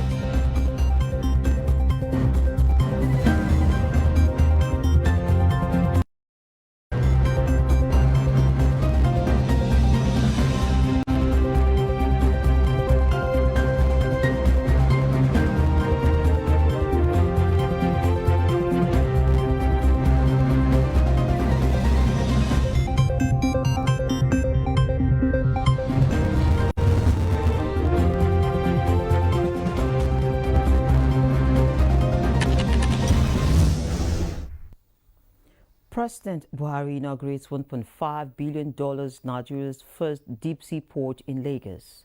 Federal government to harness climate finance through African carbon market. Monetary Policy Committee to decide on key policy issues as Emefiele chairs first meeting of the year 2023. Airport workers suspend strike after reaching agreement with NACO. Plus, Federal Inland Revenue Service, FIRS, breaks 2021 record, collects 10 billion naira in 2022. Details of these and more on Business Express on the network service of the Nigerian Television Authority, the NTA. And we are reaching you from Abuja, the nation's capital. I am Leah Kating Babatunde.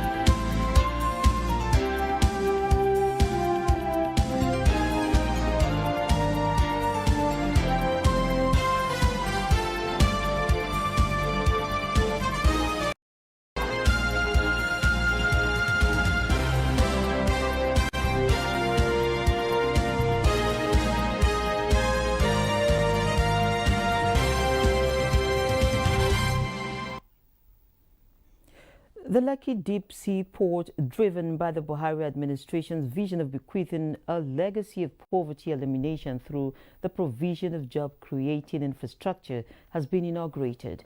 President Muhammadu Buhari performed the ceremony at the commencement of his two-day state visit to Lagos, the center of excellence.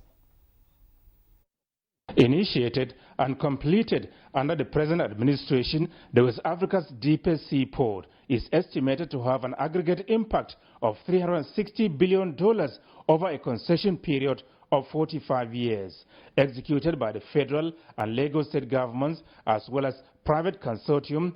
The port is expected to realize $200 billion from taxes, royalties, and duties while creating nearly 170,000 jobs. The Lekki Deep Sea Port has, amongst other distinctive features, such as full automation, thereby positioning it for quick cargo and vessel turnaround. Consequently, the competitiveness of Nigeria's exports, especially agro-allied products in the international market, will be greatly enhanced. So also the forex inflow to enable Nigeria maximize the opportunities inherent in the African Continental Free Trade Area Agreement. Mr. President, you can see that it's been a total combination of federal government, Lagos State, and the private sector. And we're happy that this is happening in your time, because it all started within your time, and it's been completed within your time as well. We're indeed excited that the size of the vessels that will be coming in here could be up to 4 times the size of vessels that are currently berthed at both Tinkan and Apapa Port. So it's a big, massive infrastructure, and we're indeed excited that in your time something fresh has been birthed into this country. It's going to generate thousands and thousands of jobs directly and hundreds of thousands of jobs indirectly.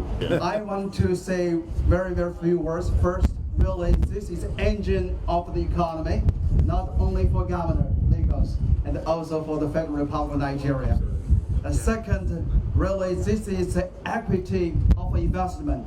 Mr. President, this is not loan, this is not borrowing, this is investment. We need not to consider about how can we repay the money back. We will collect revenue, taxes from this project. President Muhammadu Buhari also inaugurated the Lagos Rice Mill at Imota, executed by the Lagos Port of the Rice Revolution program of the Buhari presidency. The mill has a capacity to produce 2.5 million metric tons of rice per annum. Lagos State Governor Babajide Sanwo-Olu, who guided the president on tour of the plant, said about 250,000 direct and indirect jobs will be created for Lagosians through its operations. He's really so delighted to be here to commission the largest rice mill in the entire sub-Saharan Africa and one of the largest in the world, the Lagos Rice Mill here in Imota. And it's been done because of the agricultural revolution of Mr. President, who when he started his government, he said Nigeria should grow what they eat and they should eat what they grow. We're happy that Lagos is a testament for that.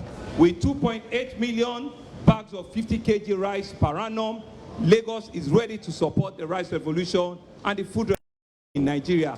President Buhari described the two projects as very much in line with his administration's vision of economic diversification and food security. And before retiring for the day, the Nigerian leader declared open the MRS Bestaf lubricant plant, the 200 million litre plant, first of its kind in West Africa, covering the whole value chain of lubricants, will put a stop to the importation of substandard products, capital flight, and contribute to the generation of foreign exchange for the country through exports.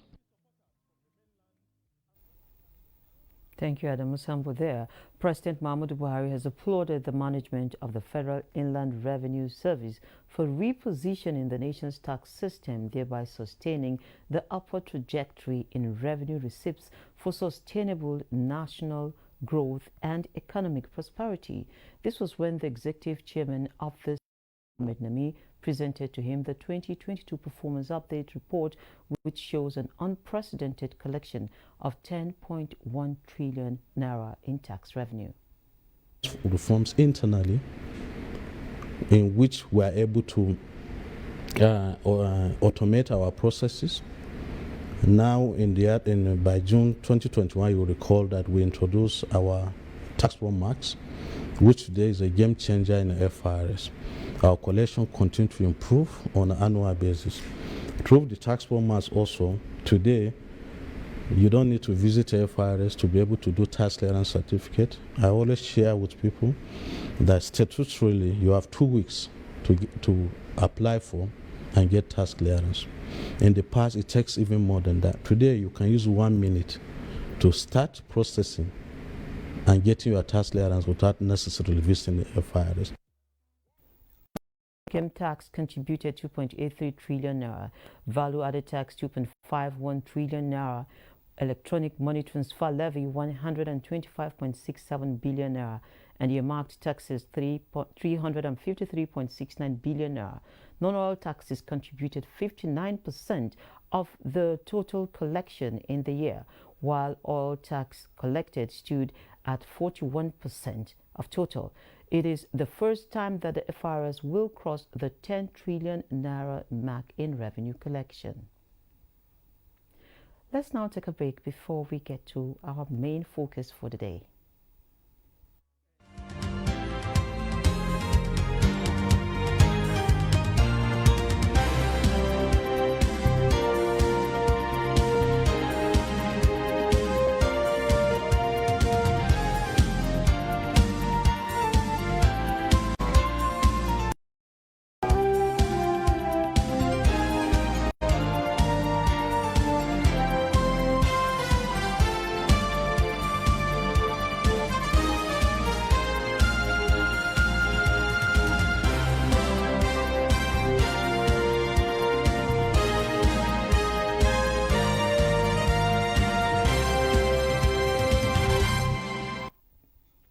Now, during the last MPC meeting in November 2022, the committee had raised the monetary policy rate MPR to a record high of 16.5% in an effort to tackle rising inflation.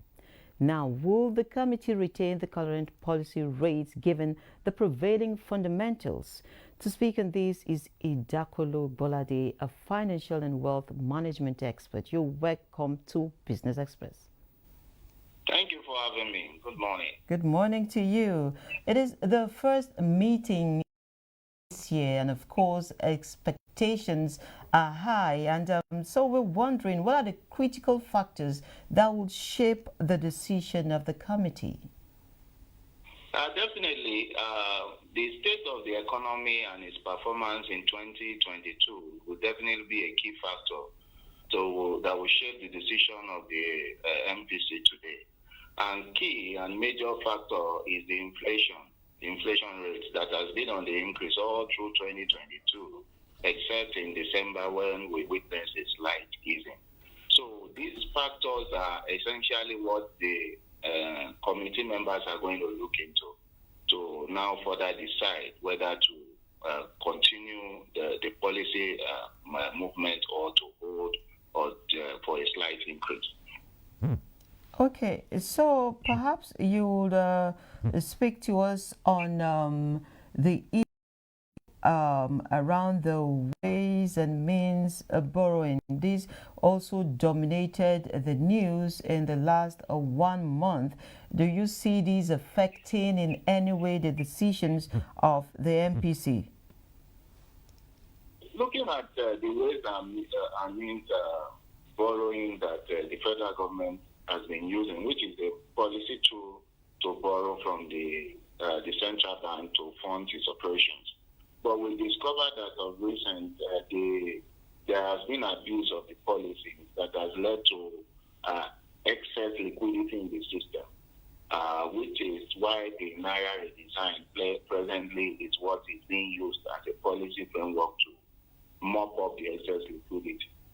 And eventually, with what the federal government is trying to do through the National Assembly, we discover that their plans are underway to these ways and means, which will definitely increase the country's debt burden. So looking at that, the MPC also will be looking at the overall effect of an increased debt burden of over 7 trillion on an economy that is struggling presently and is trying to find its feet based on other factors that are affecting it. So it's also one of the things that they have to look into to be able to ensure that there is free flow of economic activities without unnecessarily increasing interest rates that will affect production and lead to high cost of doing business in the economy presently. We have in recent times seen both the World Bank and the IMF say that the global economy this year is going to have some real drags. And in Nigeria, of course, at every meeting, when the rates were increasing by notches, the CBN governor kept saying inflation, they need to rein in inflation, it has to be tamed. So we saw, as you had posited earlier, that inflation is actually reduced for the first time in a while, but the reduction, when you compare it to the corresponding period, you can't really say it has actually reduced. It's still on the high side. Yes.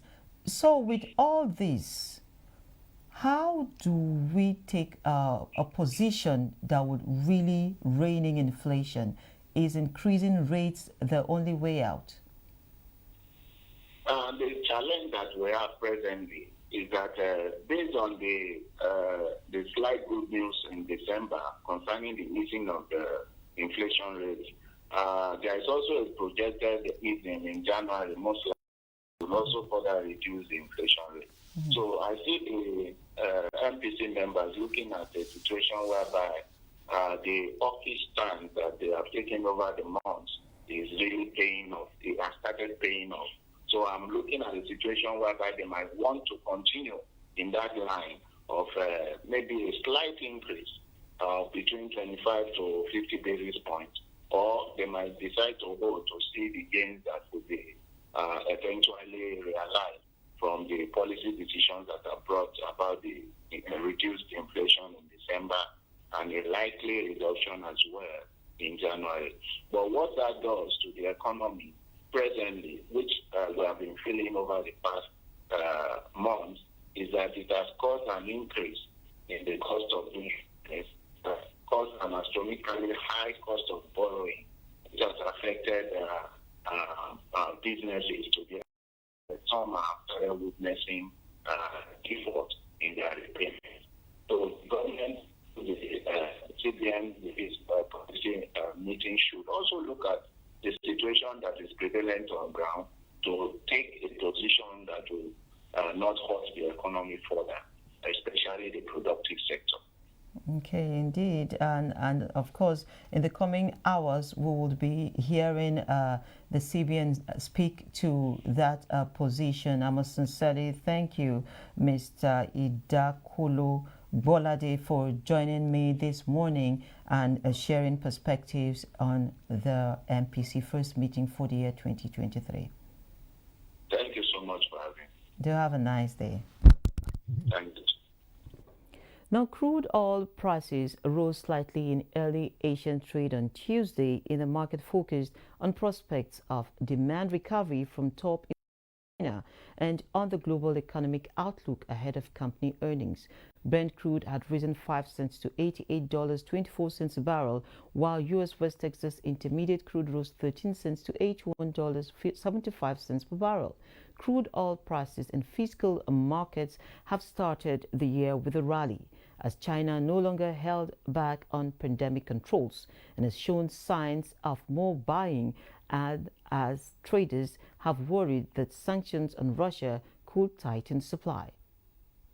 Vice President Yemi Osinbajo says some of the goals of the federal government in pursuing a just energy transition agenda is seeking, among other issues, adequate climate finance, especially through the African Carbon Market Initiative, ACMI. He spoke while receiving a delegation from the U.S.-based Rocky Mountain Institute, an international think tank involved with the issue of energy the last 40 years. Vice President Osinbajo had earlier virtually participated in a progress meeting of the International African Carbon Market Initiative Steering Committee, where the progress of the plans on broadening the market in Nigeria and Africa had been reviewed. He said the federal government will be working on issues of climate finance, specific projects that will advance the 2060 net zero target of Nigeria and exploring the possibility of electronic vehicles in the country. John Crates, CEO, Rocky Mountain Institute, expressed readiness to partner with Nigeria on the federal government's energy transition plan, since this was a commitment that is shared by the Institute as well. At the meeting of the African Carbon Market Initiative, the steering committee noted that it plans to attain $1 billion in total commitments of buyers before COP28 later this year. Let's now see prices of commodities on the global market.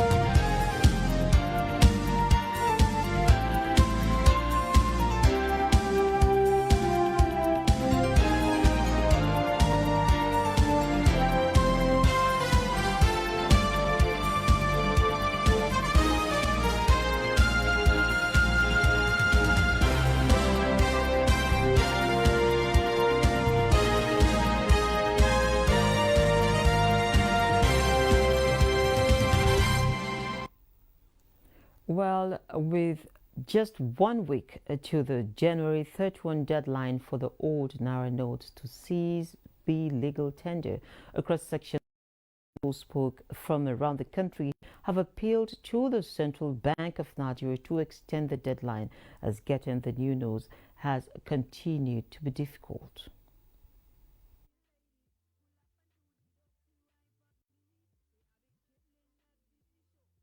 The new currency is insufficient. It is very scarce in the market. If you go to the bank, they will still give you the old currency. The deadline is almost has gone, and that at first is very close because we cannot make it actually. The federal government meant well and central bank meant well for the populace, more especially the peasant. That's why they introduced this cashless and redesigned currency. I was happy to have the new notes. I've not seen this 200 naira note before, but today I can see. We have problem because no new one. The new one is not. It's not in circulation. People are still coming to buy with the old money. If you see a bunch of 100,000 naira, you only get just two new ones, new notes. Maybe probably when it's about a few days ago, they will start rejecting the old notes in the market. Today we will not see tomorrow. How are we going to get hold of that new one so that we will leave the old one? We are not even getting hold of the new one. Even if you go to bank today, bank will still give you the old currency. To extend it so that if the new one is all over the place, then the old one they can go to bank so that you as we the market women, we have already have the new one. So if you take the old one to the bank, you will not feel it. You have another one to go to market. I will still collect old note even from the ATM machine itself. As I just said, I went there to withdraw. I still received the old notes. Since we want to say, we must collect because the old one is with them. They don't have new one at hand now, but we are managing it towards this week. After this week, we are stopping it. Actually, it's not all. I feel happy. And confirm that this morning I'm able to withdraw the new Naira notes from the ATM, though not without challenges. The challenges we have is that I cannot withdraw more than 40,000 in a day. This is my first time and I was shocked when I saw the guy on the other ATM. I did not put it to 200. He said no, it's a new note. I was like, wow. So it's good and I've collected it now. And I'm happy.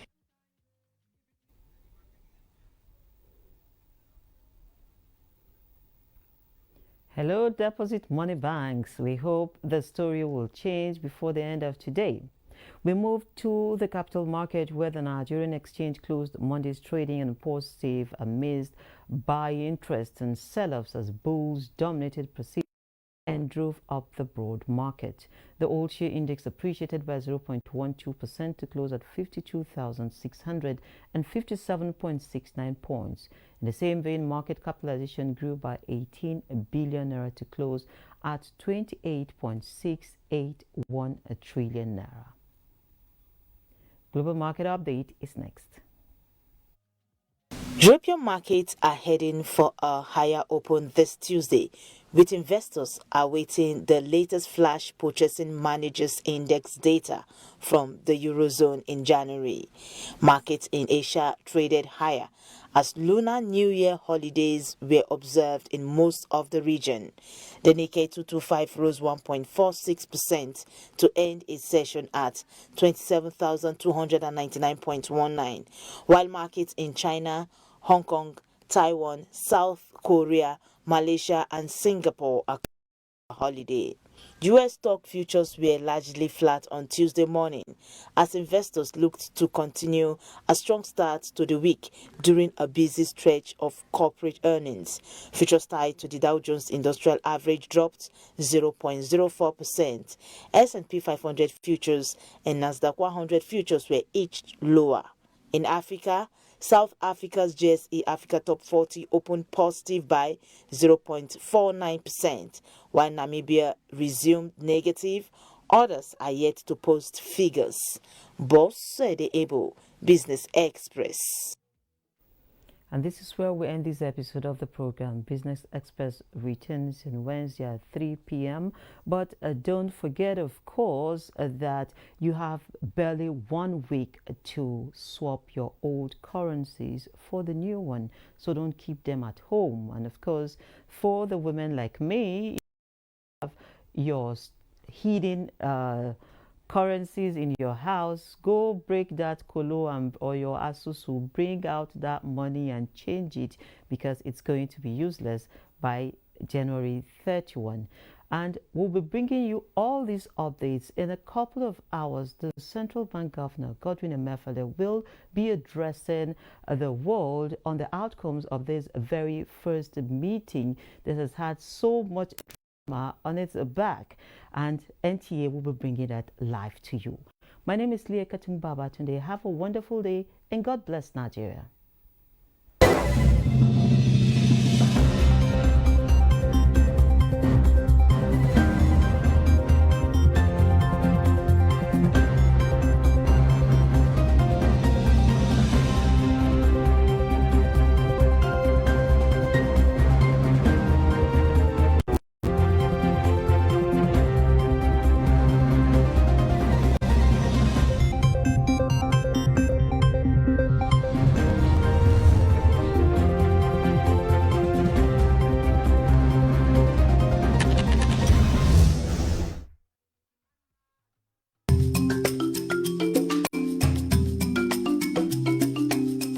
Get to see the way Daily Babadu pulls this. Don't forget to send in your messages. There's a difference between picking, child, and issue. The idea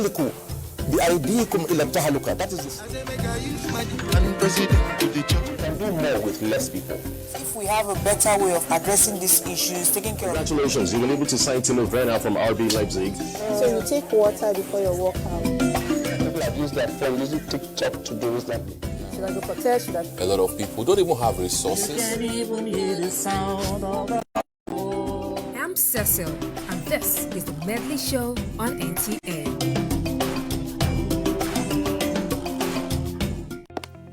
Although social media as a channel of communication is inherently harmless, it becomes harmful and damaging when used without discretion and thoughtfulness. Bad social media users spread rumors and fake news without verification. But good social media users stop, reflect, and verify information before sharing it. Be a good social media user. Stop the spread of fake news. Verify the authenticity of your source and use social media responsibly for a better Nigeria. This message is brought to you by the Nigerian Television Authority, NTA, in collaboration with the National Orientation Agency.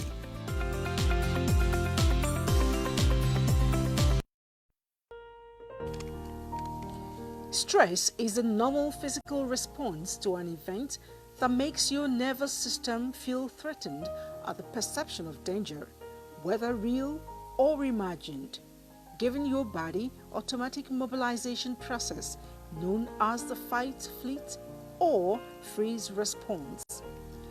This automobilization response, or stress, is designed to protect your body. When it is working well, it helps you stay focused, energetic, and alert. In an emergency, it spurs you into action to defend yourself. Stress, however, becomes worrisome when it is overwhelming. It can damage your health, your mood, your productivity, relationship, and even your quality of life. Stress is by environmental conditions or stimulus and emotional instability. Work-related stress is the second most commonly reported condition in the self-reported work-related illness. According to research results between 2011 and 2012, an estimated 428,000 workers suffered from work stress. Stress affects different people in different ways, but generally, the chemicals that are released by the body as a result of stress can build up over time and cause various mental and physical symptoms. These include irritability, anger, depression, anxiety, food cravings, lack of appetite, headaches, sleep difficulty, and the list is endless. How one handles one's stress depends on the causes and the symptoms, but it is imperative to note that once the pressure or threat has passed, your stress hormone level will usually return to normal.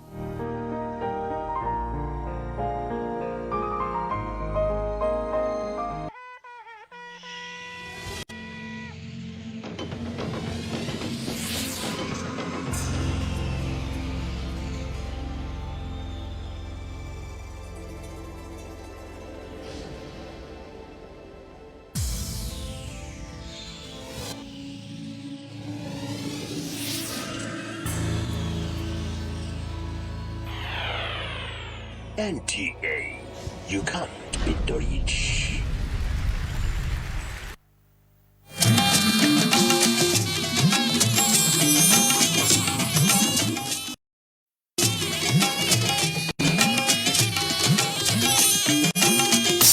This is the network service of the NTA.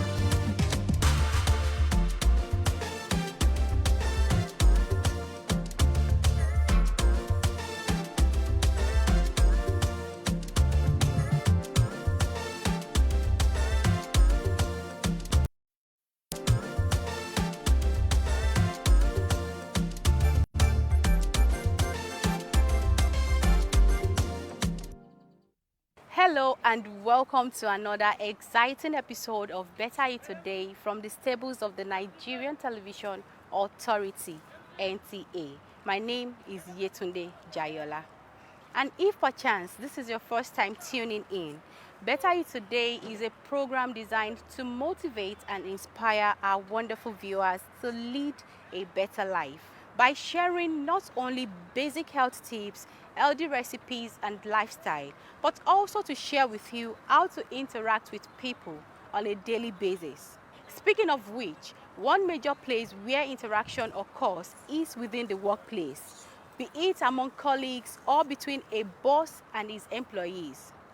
Some are lucky to have a vibrant, enjoyable relationship with their colleagues, but for some, the workplace can be quite toxic.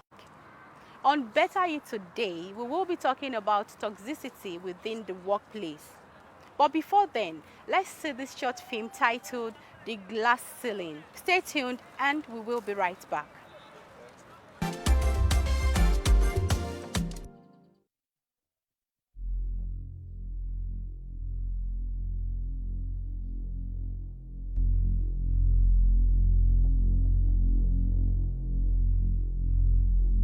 Bolaji, I just don't understand how you would claim to pick these individuals and none of them make the cut.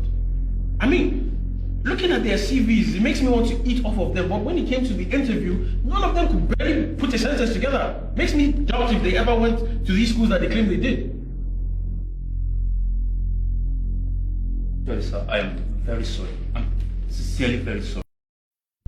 These are boys, men that I vouch for. I'm equally very disappointed at their performances. Bolaji, stop the jibber jabber. Look, we are trying to find solutions. Look, the client is coming in tomorrow for this pitch. I understand, sir. And there is nothing fancy about your presentation at all. All I ask is just a chance. Look, I asked you, make this thing public, but no. You wanted to bring your boys to come. Now look at the situation that we're in. I can barely pay salaries. We are almost bankrupt. I'm having issues at home. We need these clients to stay afloat. Do you understand? I understand, sir. What to do now? Think. Sir, there's a lady at the waiting area. She says she's here for the interview. A lady? A lady? What kind of love? This is a creative position. Not looking for someone to make tea for us in the morning. We're already happy for that. Now is not the time. Send her in, please. Right away, sir. Also, the bank officials are here. I asked them to wait at your office. Can this day get any worse? Thank you. Bolaji, I'm sure you can handle this lady's interview on your own. All right. Meanwhile, make sure to get a copy of her resume. Okay, sir. Good morning, sir. I'm also here for the interview.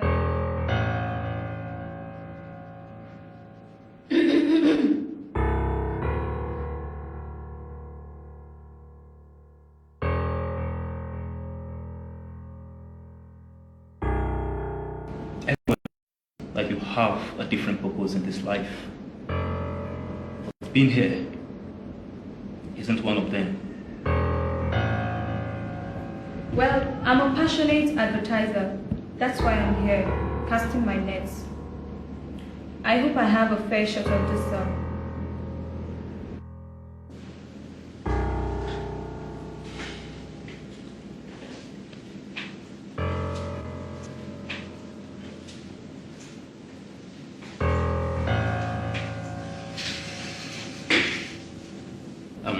What's your name?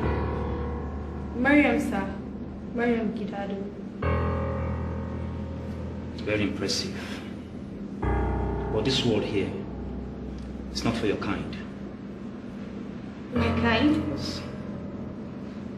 You see, God, society, and biology have defined what men must do in this world, and of course what women must do. You see my kind? I work, I provide. But your kind, on the other hand, are like what someone fondly said, that you belong to the kitchen and the other room. You know what I mean? I believe the information you have on this subject is flawed. Because I've worked really hard and I've bested my peers.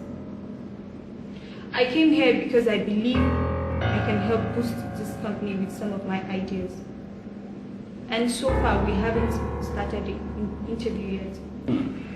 I see a smart lady here. But I believe you're smart enough to know the norm is always trade by barter. I am a superior here. And you, on the other hand, you need a job that I can give. Now, I have a proposition for you. Why don't I give you my key card and we can rendezvous later in my hotel room, probably say this evening, and I assure you you'll be one among the team. With due respect, sir, I must decline. Thank you. Good day. Seriously?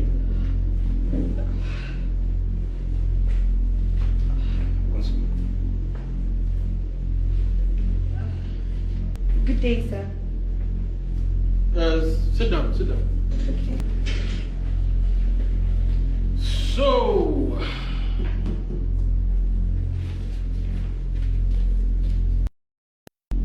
Mariam, am I right? Yes, sir. You have quite an impressive CV here. Bolaji, what do you think? Sir, actually, sir, I don't think this company is ready to gamble. Gamble? Yes, actually, from the little chat I had with her, I think we shall suffer insubordination to hire her kind. Anyway, Mariam, tell me, what do you think you can offer this company? Thank you, sir. I am super creative. I have great communication skills, blessed with the ability to execute. And I must say, I also have a problem-solving skill. If there's one thing we need right now, it's problem-solving skills. Mariam, you're hired. And your first to team up with Bolaji and the boys to come up with a pitch for tomorrow. I believe you have been briefed. Yes, sir. I came prepared. Okay. Thank you so much for this opportunity. Well, get to work.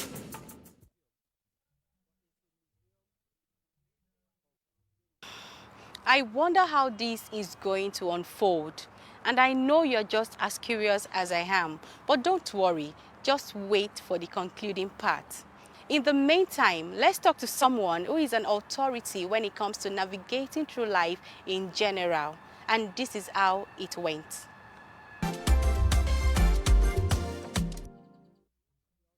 You're still watching Better You Today on the network service of the NTA. And today I have with me Ruth Egbe. She is an author, HR consultant, and a personal development coach. And we will be discussing toxicity within the workplace. Welcome on the program. Thank you, Yetunde. A lot of people do not know what constitutes toxicity within the workplace. Can you put us through some of the behaviors that are considered to be toxic? What constitutes toxicity is, like you said, behavior, but negative behaviors, things around personal conflicts between employees in the workplace that impact their lives, their well-being, and also impact the environment and also the viability of the organization, like how the results are, the performance of people, what they are doing, how they can work. So basically it's the negative behaviors, personal conflicts between employees that impact their well-being and the viability of the organization. What are the common types of toxicity within the workplace that most people experience on a regular basis? Okay, so about well-being now. So, and negative behavior. So we talk about things around the verbal violence or verbal conflict when we're talking about verbal things like threats, things like abuse, verbal expressions, from between people or from one person to the other. So verbal expressions constitutes toxicity because if there are negative words spoken, if there's abusive words spoken, that's a constitution of verbal abuse. There's physical violence because when you push people, when you shove people around and, someone who maybe is stronger, physically harasses someone who is younger, it can constitute toxicity because it affects the well-being of the person coming to work. You can think about psychological manipulation.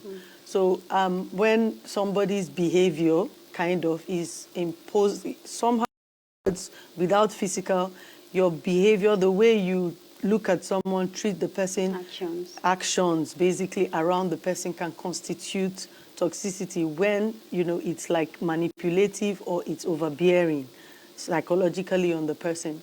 Then you have things like harassment, sexual harassment especially. I was about to ask that question. Yes, that's part of toxicity. Different things that affect the well-being, different things that make people feel uncomfortable in the workplace. All this, constitutes toxicity. It could also involve bullying. That's one thing. When somebody takes their power, uses their power against others, and bullies them into doing things so bullying is also a very big part of toxicity, and it usually happens when there's imbalance of power. With all these experiences, this toxic relationship at the workplace, you won't be productive in that process. Is it possible to be productive? In every case, really, a person needs to. Very, very important if it analyzes the source of the toxicity.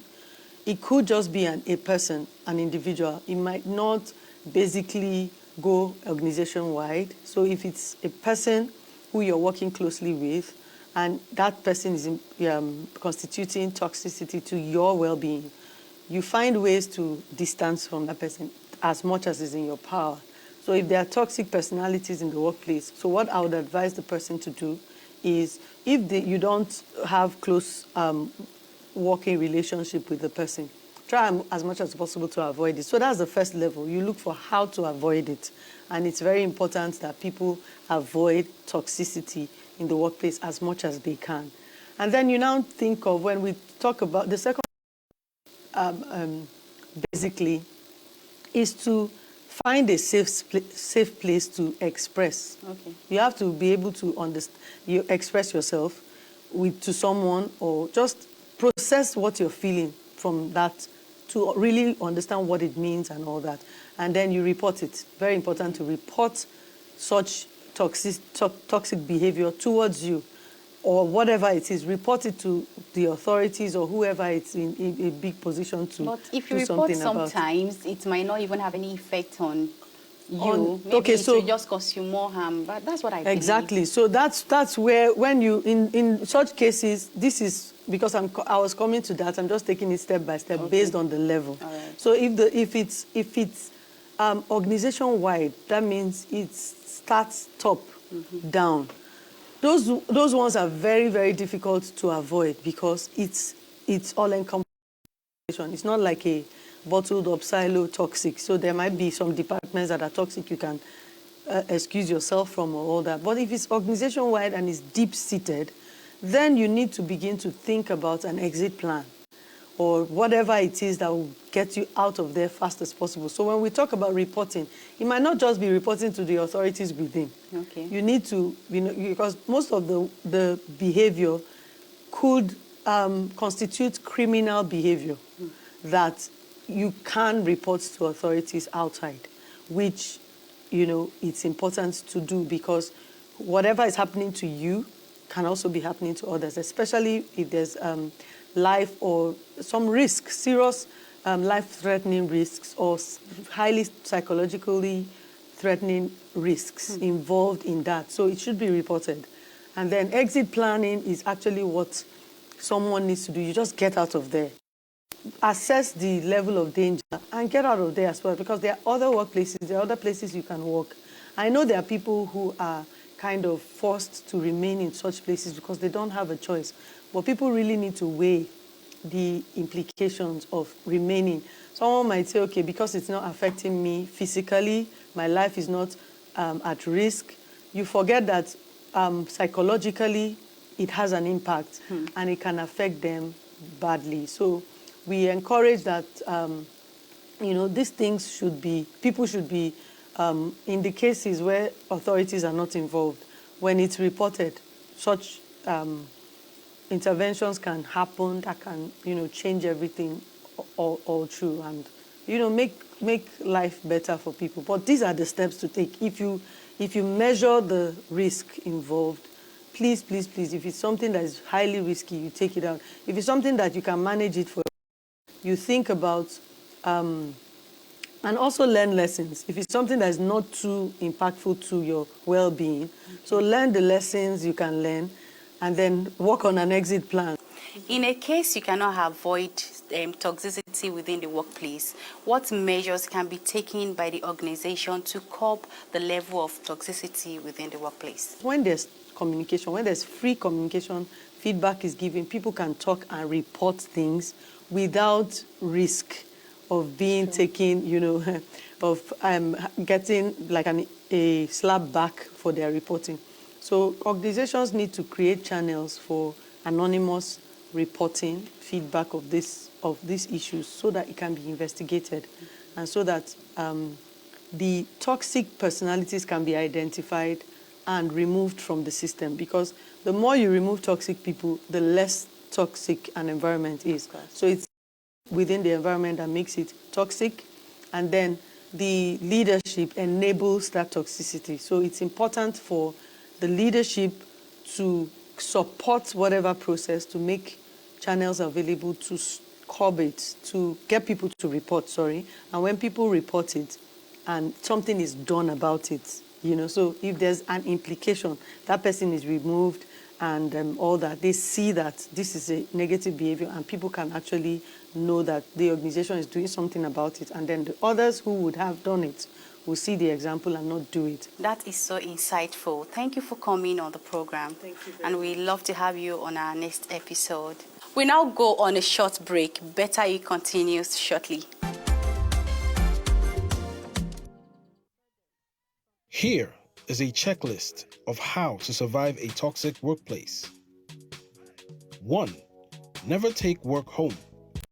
To say no to extra assignments when the day ends and leave any files and pending emails at the office. 2. Find healthy coping mechanisms. Leave the office on time and find a relaxing and enjoyable activity to help you cope with stress. 3. Avoid drama. Try to avoid drama at all costs. Ensure that the rude person understands that they have crossed the line and can address matters without rudeness. 4. Establish boundaries. When it's time for a break, take every minute of it and enjoy it in silence. Take vacations when necessary and refuse to answer calls to take work home. 5. Practice mindfulness. Set a goal and timeline in mind. Keep telling yourself why you're in the job, and if you have any escape plan, use it to power through your work. 6. Bring positivity. Your mind needs constant reminders that surround yourself with bright and beautiful memories that make you happy. And finally, clear up any misunderstandings. If a coworker or boss is hostile towards you, clear the air and ask why they feel that way. Do not leave room for speculation, especially when your image is under attack.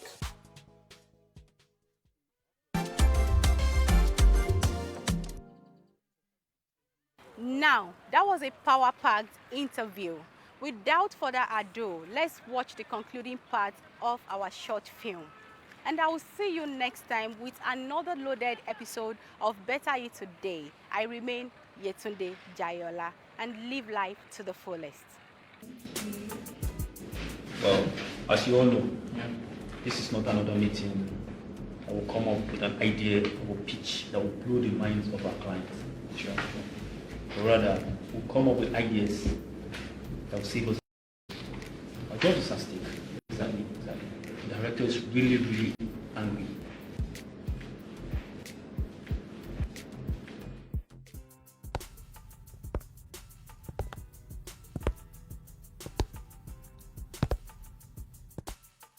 Hey, I want to lock the place up. Is it okay if I stay here for the night? I want to do some more work for tomorrow's speech. I don't want anything to go wrong. Okay, enjoy your night. It will be just you, the security officers, NEPA, and mosquitoes. Oh, thank you. I step to the boots and me killing this beat, you can call me Miyaki. Yaro me zafi, my hustling yafi na zaki. Kullum mana aiki, Kaduna wasu sama.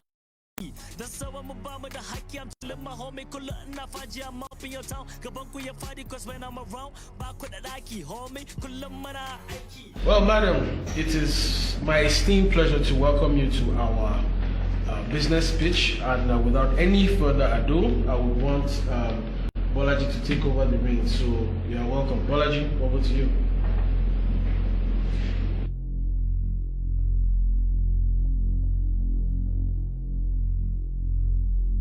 To sell a beverage means selling class. This is how big names do it. So I propose a campaign that will bring in A-list actors, musicians, and comedians. Their presence alone on our commercial will boost your drink. Now, imagine a scenario. An A-list artist walks into a room filled with artists, with his fans. Cooler. Pick up your drink, open it and drink, and says, if you want to be like me, be sure to drink the A-list drink. Drink Ice Cold Bella, the drink for superstars. Thank you. I must say, this is a complete waste of time. This is exactly what all TV ads do. I am aware of your financial status. That is why I came to you for this campaign, and also because of our past relationship. But I mean, business is business. And this crap of a presentation is a no for me. But madam, you haven't heard the second pitch. A second pitch? Yes, we have a second pitch. Well, if there is a second pitch, I'd love to hear it.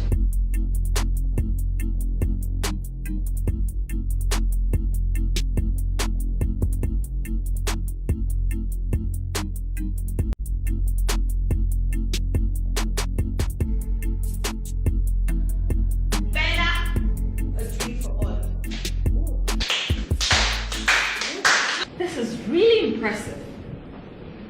Mr. CEO, I think we're in business. I'll give you this campaign. Wow. Thank you so much, madam. I am ecstatic. I will make sure Bolaji and the team get together to do a great job on this campaign. No. I want her to head my campaign because I admire her brilliance. Besides, how do you think millions? I worked where there were glass ceilings, but I succeeded, despite the system making it very hard for me. As a matter of fact, from the two presentations, we know who our star is. So, do not make her sit in the shadows. Endeavor to give everyone a level playing ground, regardless of gender. Madam, you have made a very good point. So I would have my people come to sign all the necessary paperwork. Cheers and congratulations. Thank you. Thank you very much, madam. Hello, Mary. Oh, hi, Bolaji. Wait, can I sit? Yeah, sure. Thank you. I'm just trying to crowd sense of, Yeah. That was a wonderful presentation I had from you. Well, coming from you, I'm really excited. Thank you. Well, I came to tell you that I'm sincerely very sorry for my behavior. All my life, I believe men are the superior being, and women will never amount to anything. Now, that's a mistake I know I've done. From now on, I believe I'll turn a new leaf.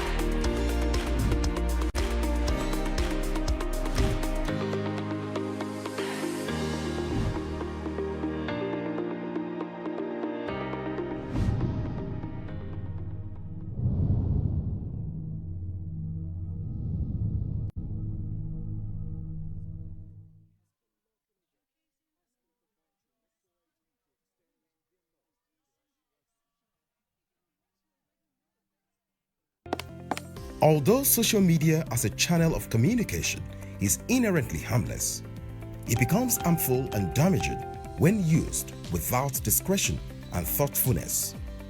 Bad social media users spread rumors and fake news without verification. But good social media users stop, reflect, and verify information before sharing it. Be a good social media. Stop the spread of fake news. Verify the authenticity of your source and use social media responsibly for a better Nigeria. This message is brought to you by the Nigerian Television Authority, NTA, in collaboration with the National Orientation Agency.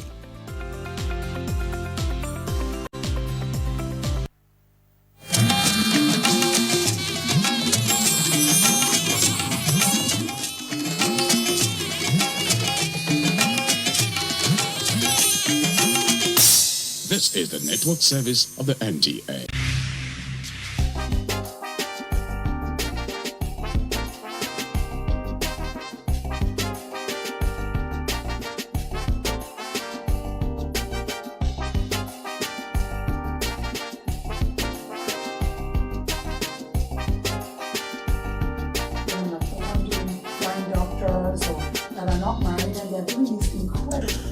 Well, there's a mirage of things. I think, first of all, we have to go back to writer.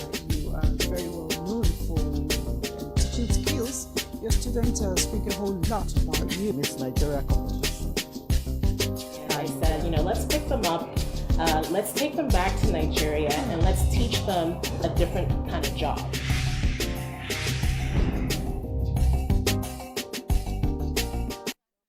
Hello, and nice to have you with us again on this show, The Woman. I'm always radiating because from deep within, I get really happy showcasing another woman who is standing out for women, who is doing something exceptional. It could be what you already know, but the women we bring on set here will always find a way of spinning it around and doing it in a special way. My name is Elizabeth, and I have a guest, an exceptional one, a woman I call a totality of women. Ask me why, and I'll respond. Just stay tuned and find out by yourself.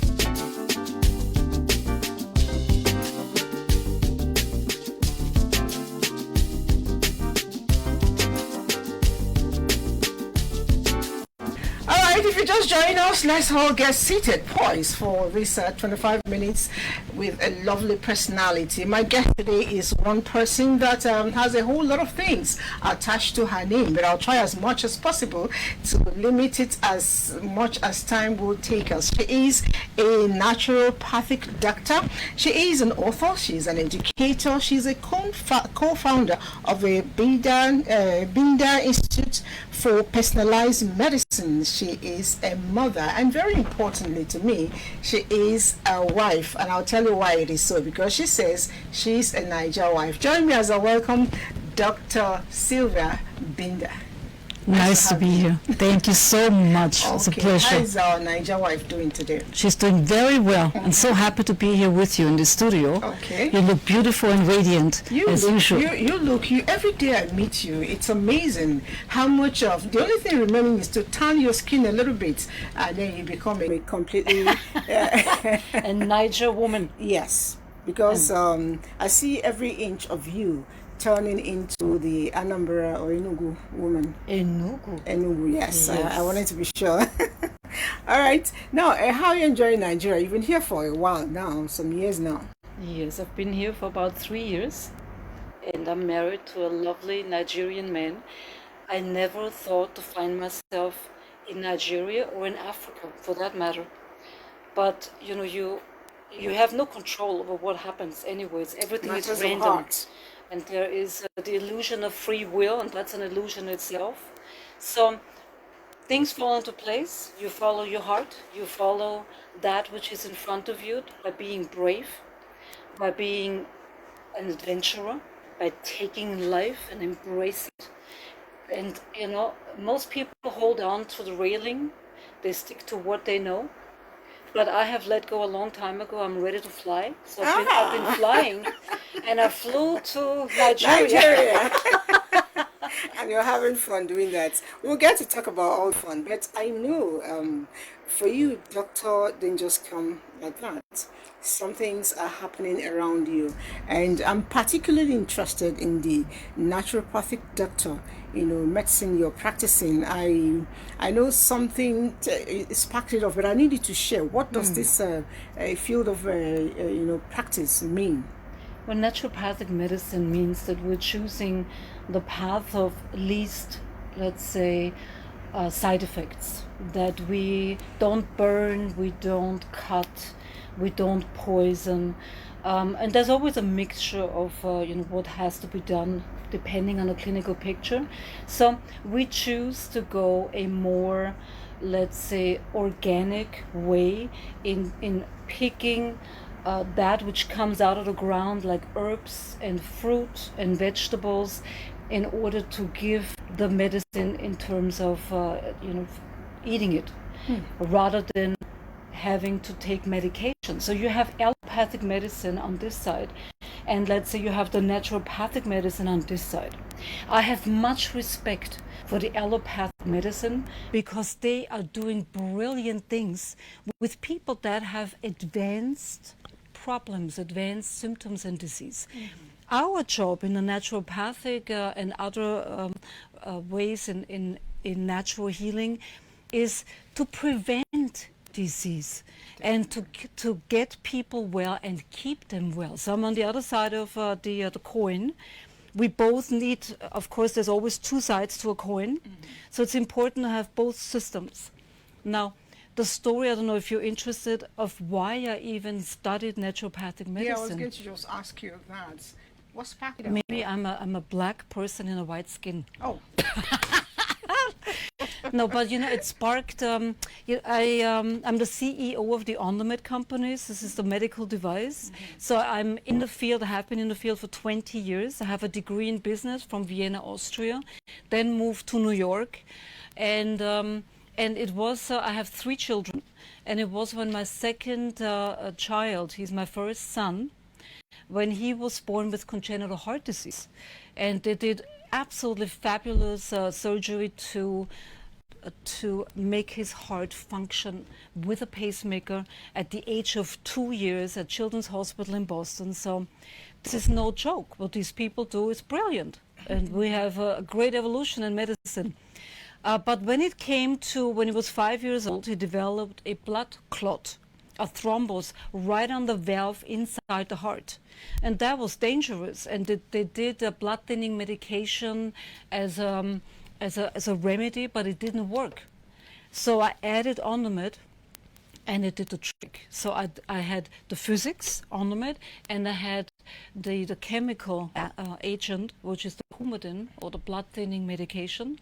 Both of them worked in symphony together, and it helped him to reduce the clot, or we would have gone through open heart surgery again. That was the opening for me to change our family's nutritional intake, to have different lifestyle choices, make different decisions that are wholesome and healing. And that is what prompted me to study naturopathic medicine, and I also have a PhD in naturopathy. It's good a lot of times, especially when things happen around the lives of people we love so much. It has a way of inducing us into action, quick actions, and of course such actions create innovations as well. Now I'd like to know, a little bit told me at a point in your life you were declared clinically dead for 5 times. What happened? Yes, I still lived in Vienna, Austria. I was 15 years old, and it was early in the morning, and I was on the back of a motorcycle, and the driver, who was a friend of mine, he rushed through a red light. Oh. And it was the busiest street in, it's called the Belt in Vienna, that goes all around the city of Vienna. And as he was going through the red light, I looked up, I saw the red light, and I saw 3 cars coming at me at a large speed. And I remember us flying up through the sky, first up, then forward, and I landed and I lifted my head. I had a helmet on and a leather jacket, but I thought my friend was dead, and I slipped into a coma for 21 days. And it was announced clinically dead 5 times, as you said, Lizzie. And it really changed my life. I want to say I had the experience, whether that is true or not, I cannot scientifically validate, but I had the experience of after death life. I was in a tunnel, and I faced the light, and it was most amazing. So to all of those who are afraid of dying, Maybe the dying process may hurt, but what is to come is just a oneness with everything there is. There is no more separation between tree and river and people. It's all one harmony, one frequency, very peaceful. Yes. And there's music, there's always this music, and it's beautiful. And then I came back. Darn. Came back to the chaos of life. I had to learn how to breathe again, walk again. I was in a wheelchair for 6 months. That really was almost like my souls, if there is such a thing. I do believe so. My soul, my spirit was exchanged, or was just, I just climbed through a huge evolutionary process. And I've used the tool of intuition ever since. I've been very focused. I know where I want to go, and I go for it. There is no fear, but fear itself, right? So it is, fear is a big common denominator of people's, let's say, not moving forward, being stuck, their disease processes, and not doing well in relationships or in their careers. So if you can just reduce your fear, it would be ideal. If we reduce our fears, it actually helps us to get ourselves to the next level where we desire to be. But I mentioned earlier that you are on write books, and I tried to read up some of your works. There's something I picked up. That's the personalized, integrated personalized medicine. I don't know what that means. Is it a package? Can you educate me further? After all, educator as well. I love to educate, whether it's patients, colleagues, and learn, of course. Thank you for that question. Yeah, I've developed, I call it my planetary system. You know, standing on one leg is going to be exhausting. So only seeing my patients and treating them from one perspective is limiting. So I developed an integrative way within the naturopathic energetic medicine model. So my planet, so I have integrative as a center, and then around it I have the physics, energy, medicine, which is OnMed, that gives me diagnostic information similar to an MRI, but in a different way. So it augments it. And then it gives me a powerful and effective treatment option. Then I have nutrition. I have grounding.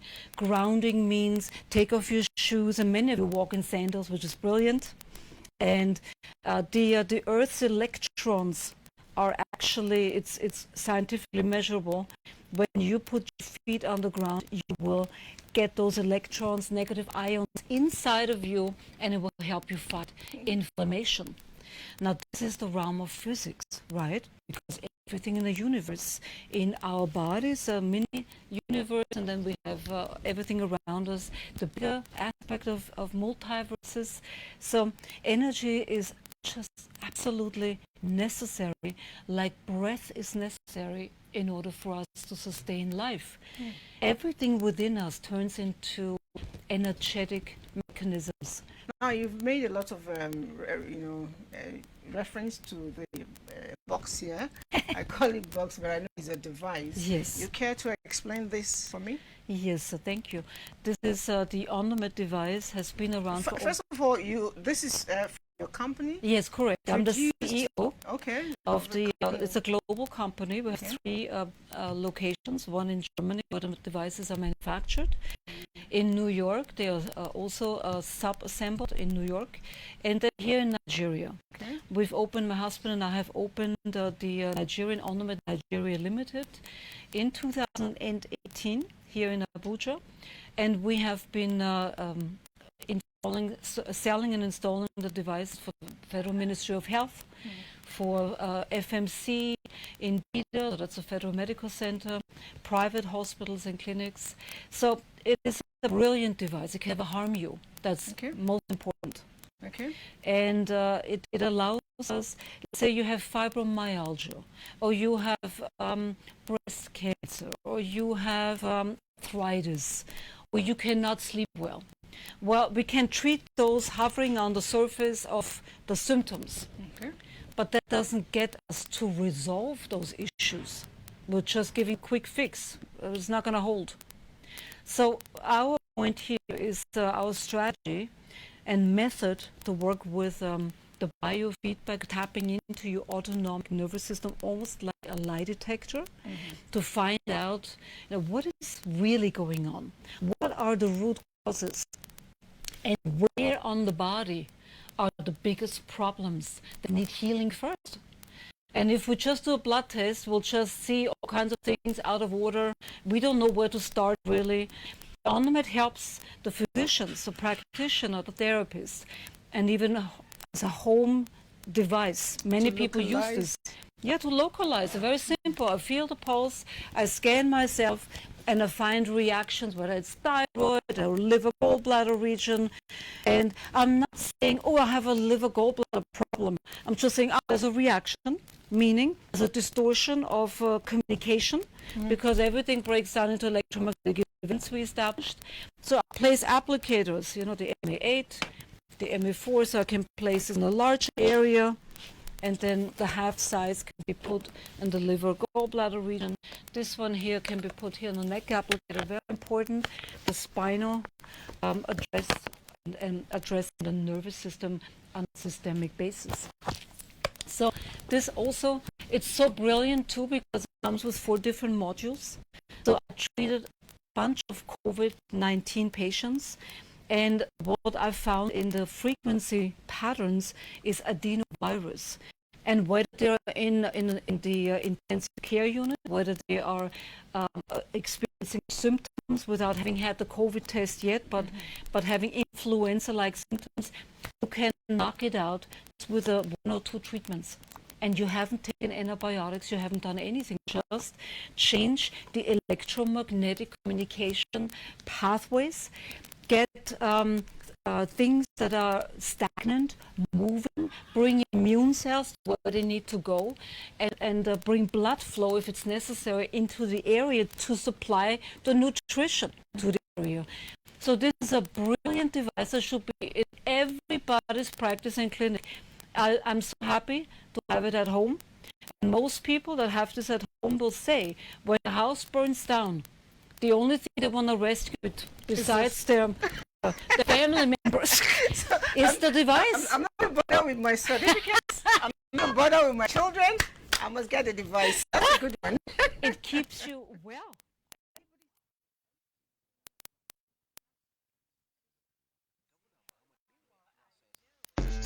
This is the network service of the NTA. We now join our outside broadcast crew for a live telecast.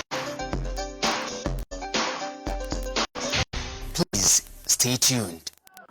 Right about now, the convoy of Mr. President, who is going to inaugurate the center, has entered already.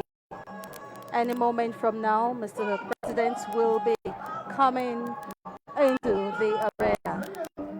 Well, for this event, it's going to be very, very brief, where Nigerians and the world at large will get the background of the project. Already we have the cultural troupe of Lagos State performing, led by the popular Papa Ajasko, whose real name is Abiodun Ayoyinka. Ladies and gentlemen,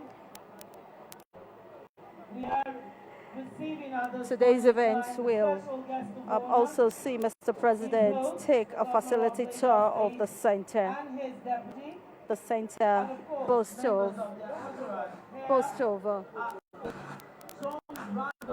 the museum, exhibition hall, other halls that can be used for events and conferences. Mr. President already in the arena. The John Randall Center first had a swimming pool that was built in 1928. Dr. John Randall, the building, handed over the center to the then Lagos Town Council. And here comes the #1 citizen of the Federal Republic of Nigeria, President Muhammadu Buhari. He's been received by the Information Minister. He is accompanied by the Governor of Lagos State. We have the Oni of Ife already in the house. The spouses of the Governor and his deputy are there to also welcome him. They're receiving him. Everybody here is really excited because Yoruba culture is one to be reckoned with in the world. Mr. President there, welcomed by members of the diplomatic corps, the traditional council. There, Mr. President, he's acknowledging. Thank you, sir. Thank you, sir.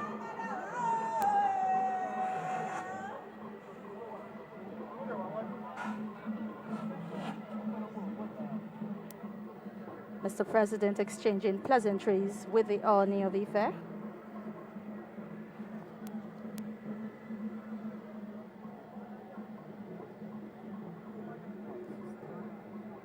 Let's remember that the number one citizen is on a 2-day working visit to Lagos State. He's moving straight now to where he will cut the tape to officially inaugurate the John Randall Center for Yoruba Culture and History.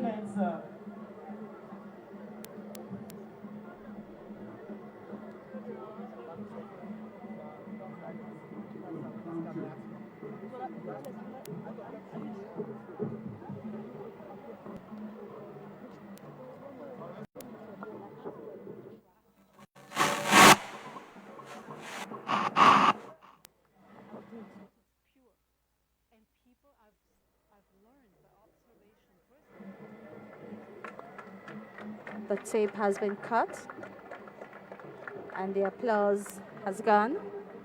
The John Randall Center is where the Yoruba history,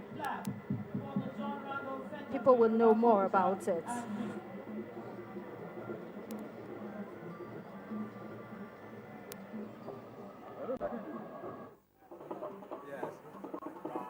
Yes, John Randall Center for Yoruba Culture and History, Onikan, Lagos, built by Lagos State Government, was commissioned by me today. Thank you very much.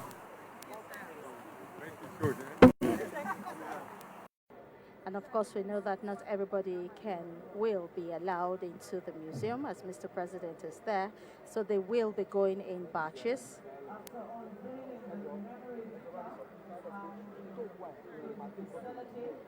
There is another unveiling that Mr. President will perform here at the John Randall Center.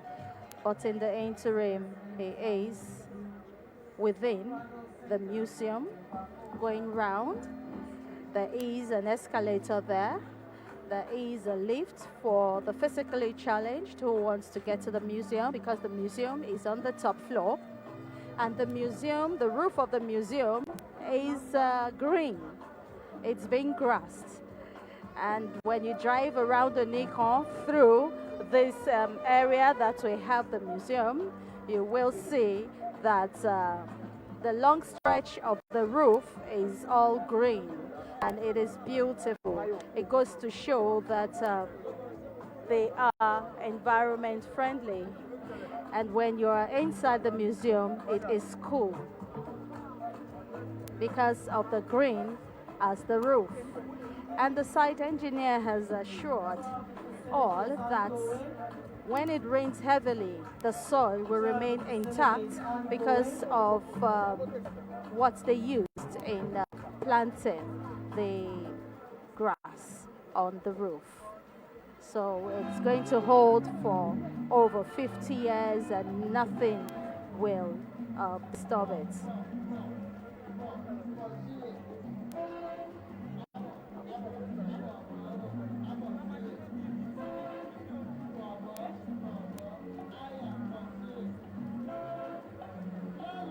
Now, the John Randall Center is the first of many initiatives aimed at the preservation of the heritage of the Yoruba through the celebration and preservation of history and culture. And we know culture is the totality of life.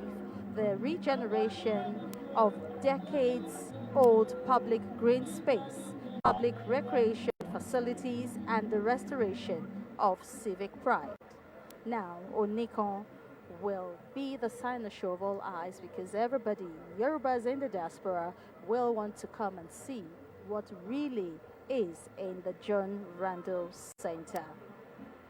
Now, let's get a little history about the center. Dr. John Randall was a prominent Lagosian. He built a public swimming pool in 1928 in King George V Park, and it later became the Love Garden, a much-loved recreational area. This grand gesture was inspired by the refusal of the British Colonial Office to build a pool for Lagosians to learn how to swim. And on completion of the pool and garden, Dr. Randall handed over the facilities to the Lagos Town Council with a maintenance purse to ensure its upkeep. He was an avid sportsman.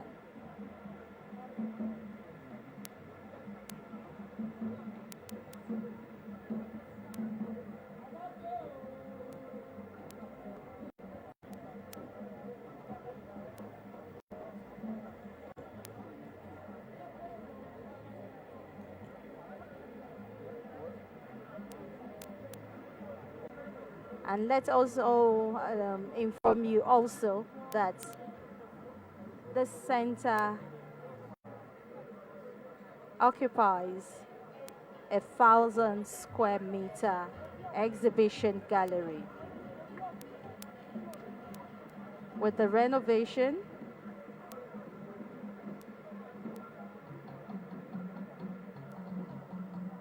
it will definitely invite a lot of people come and see what is in the center. And this museum is opposite the National Museum. And so when you learn Yoruba culture, you cross over to learn about other cultures of Nigeria. So two museums, according to Professor Tijani, the Director General of the National Museum and Monuments, says having two museums in Lagos is even not enough because of the culture and history of Nigeria, which is large.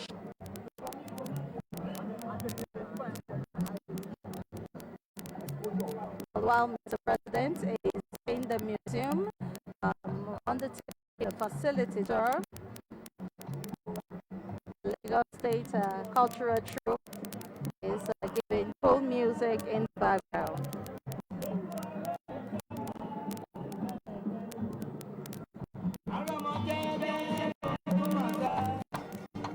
Now, the architecture of the center takes its cue from traditional Yoruba architecture and craftsmanship, and this explains the wall looking like a basket, woven basket, the way the basket is. It has used visual metaphors to reflect the strong art and philosophical origins of the language and culture. The building form responds to its context in the shape of a fractal, rises from the earth and leans forward as a nod to the text, which reflected the progressive nature of the Yorubas. The buildings are finished in 5 tilings, evocating the modern aesthetic of old Yoruba architecture. The metallic screen across the face of the curved facade represents a weave, type and not skill found in everyday Yoruba life.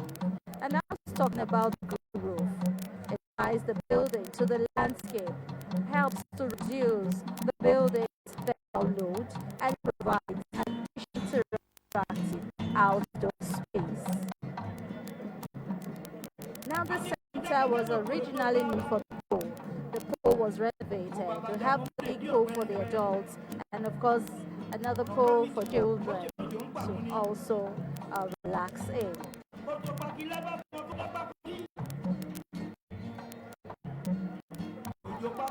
And the Center, John Randall Center, will aim to engage the public with the richness of Yoruba culture history, its impact through art, music, language, religion, its reach around the world through popular culture, and its significance in leaving a legacy for future generations.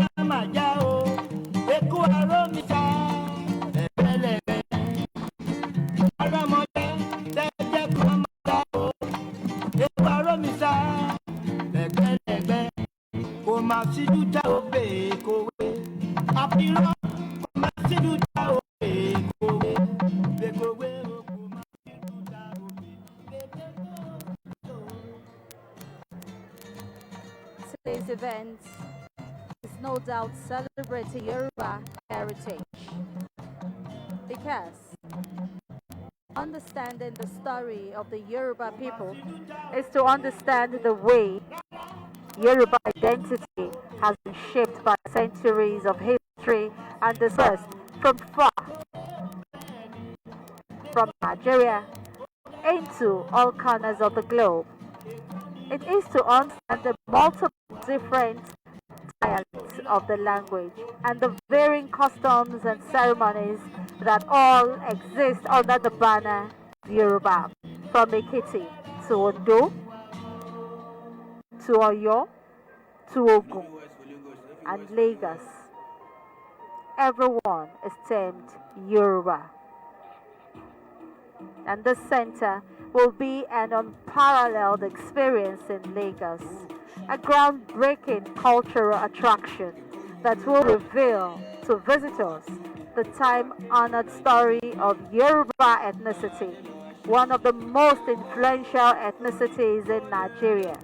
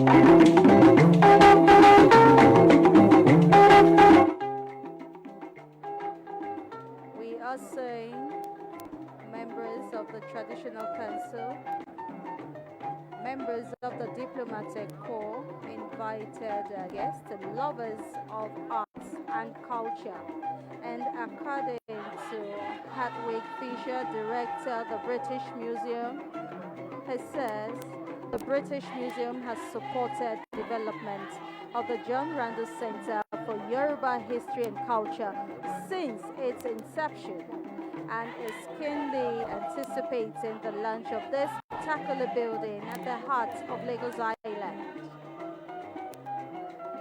And he went further to say this exciting cultural initiative will provide a vibrant new space to explore and celebrate Yoruba heritage, past and present, and will create further opportunities for positive dialogue and collaboration between Nigeria and the United Kingdom.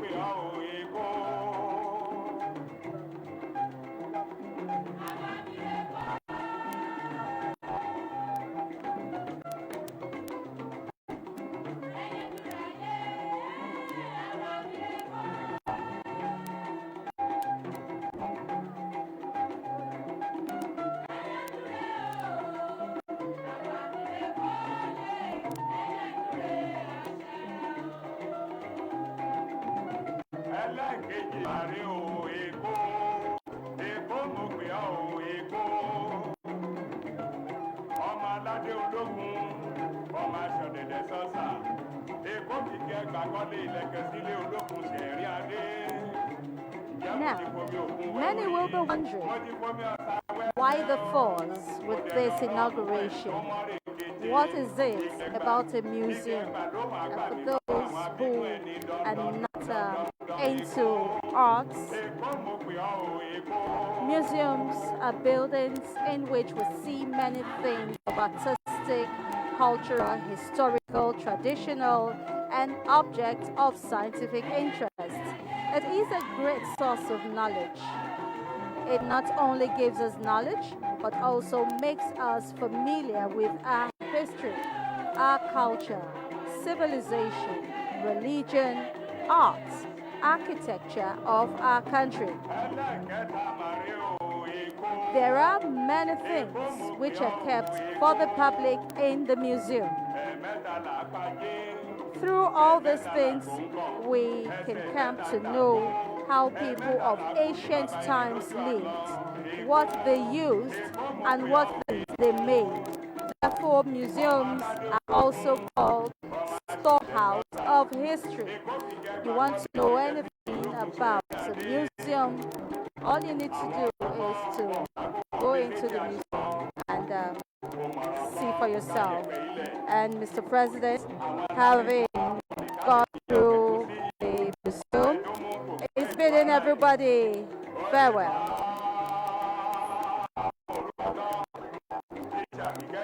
The John Randall Museum has been officially inaugurated by Mr. President, and he has taken his leave of Lagosians.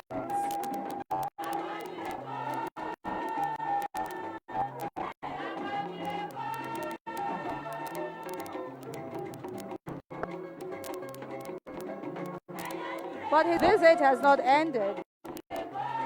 Straight to the Blue Ribbon, Mr. President goes.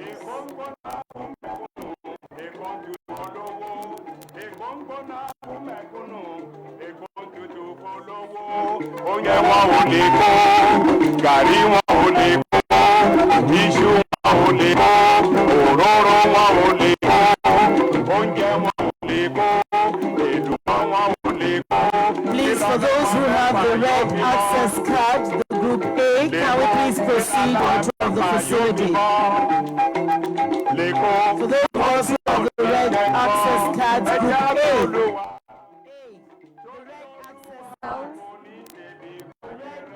It's now time for others to have a facility tour of the museum and other areas in the center.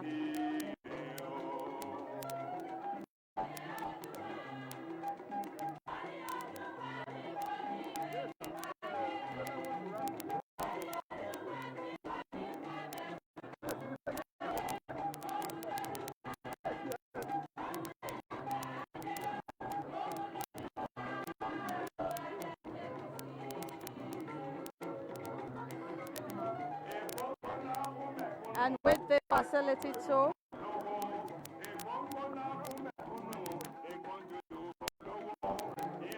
people are going in to have a feel of what the museum is about and what they stand to learn from it. I am Adeole Komiakere saying thank you for being part of this outside broadcast transmission on behalf of the broadcast crew from Nigerian Television Authority, the NTA. Enjoy the rest of the day. Bye-bye.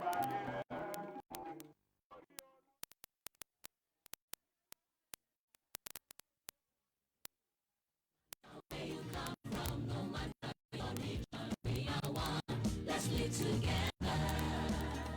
Let's stop fighting each other. Let us live as one. It doesn't matter.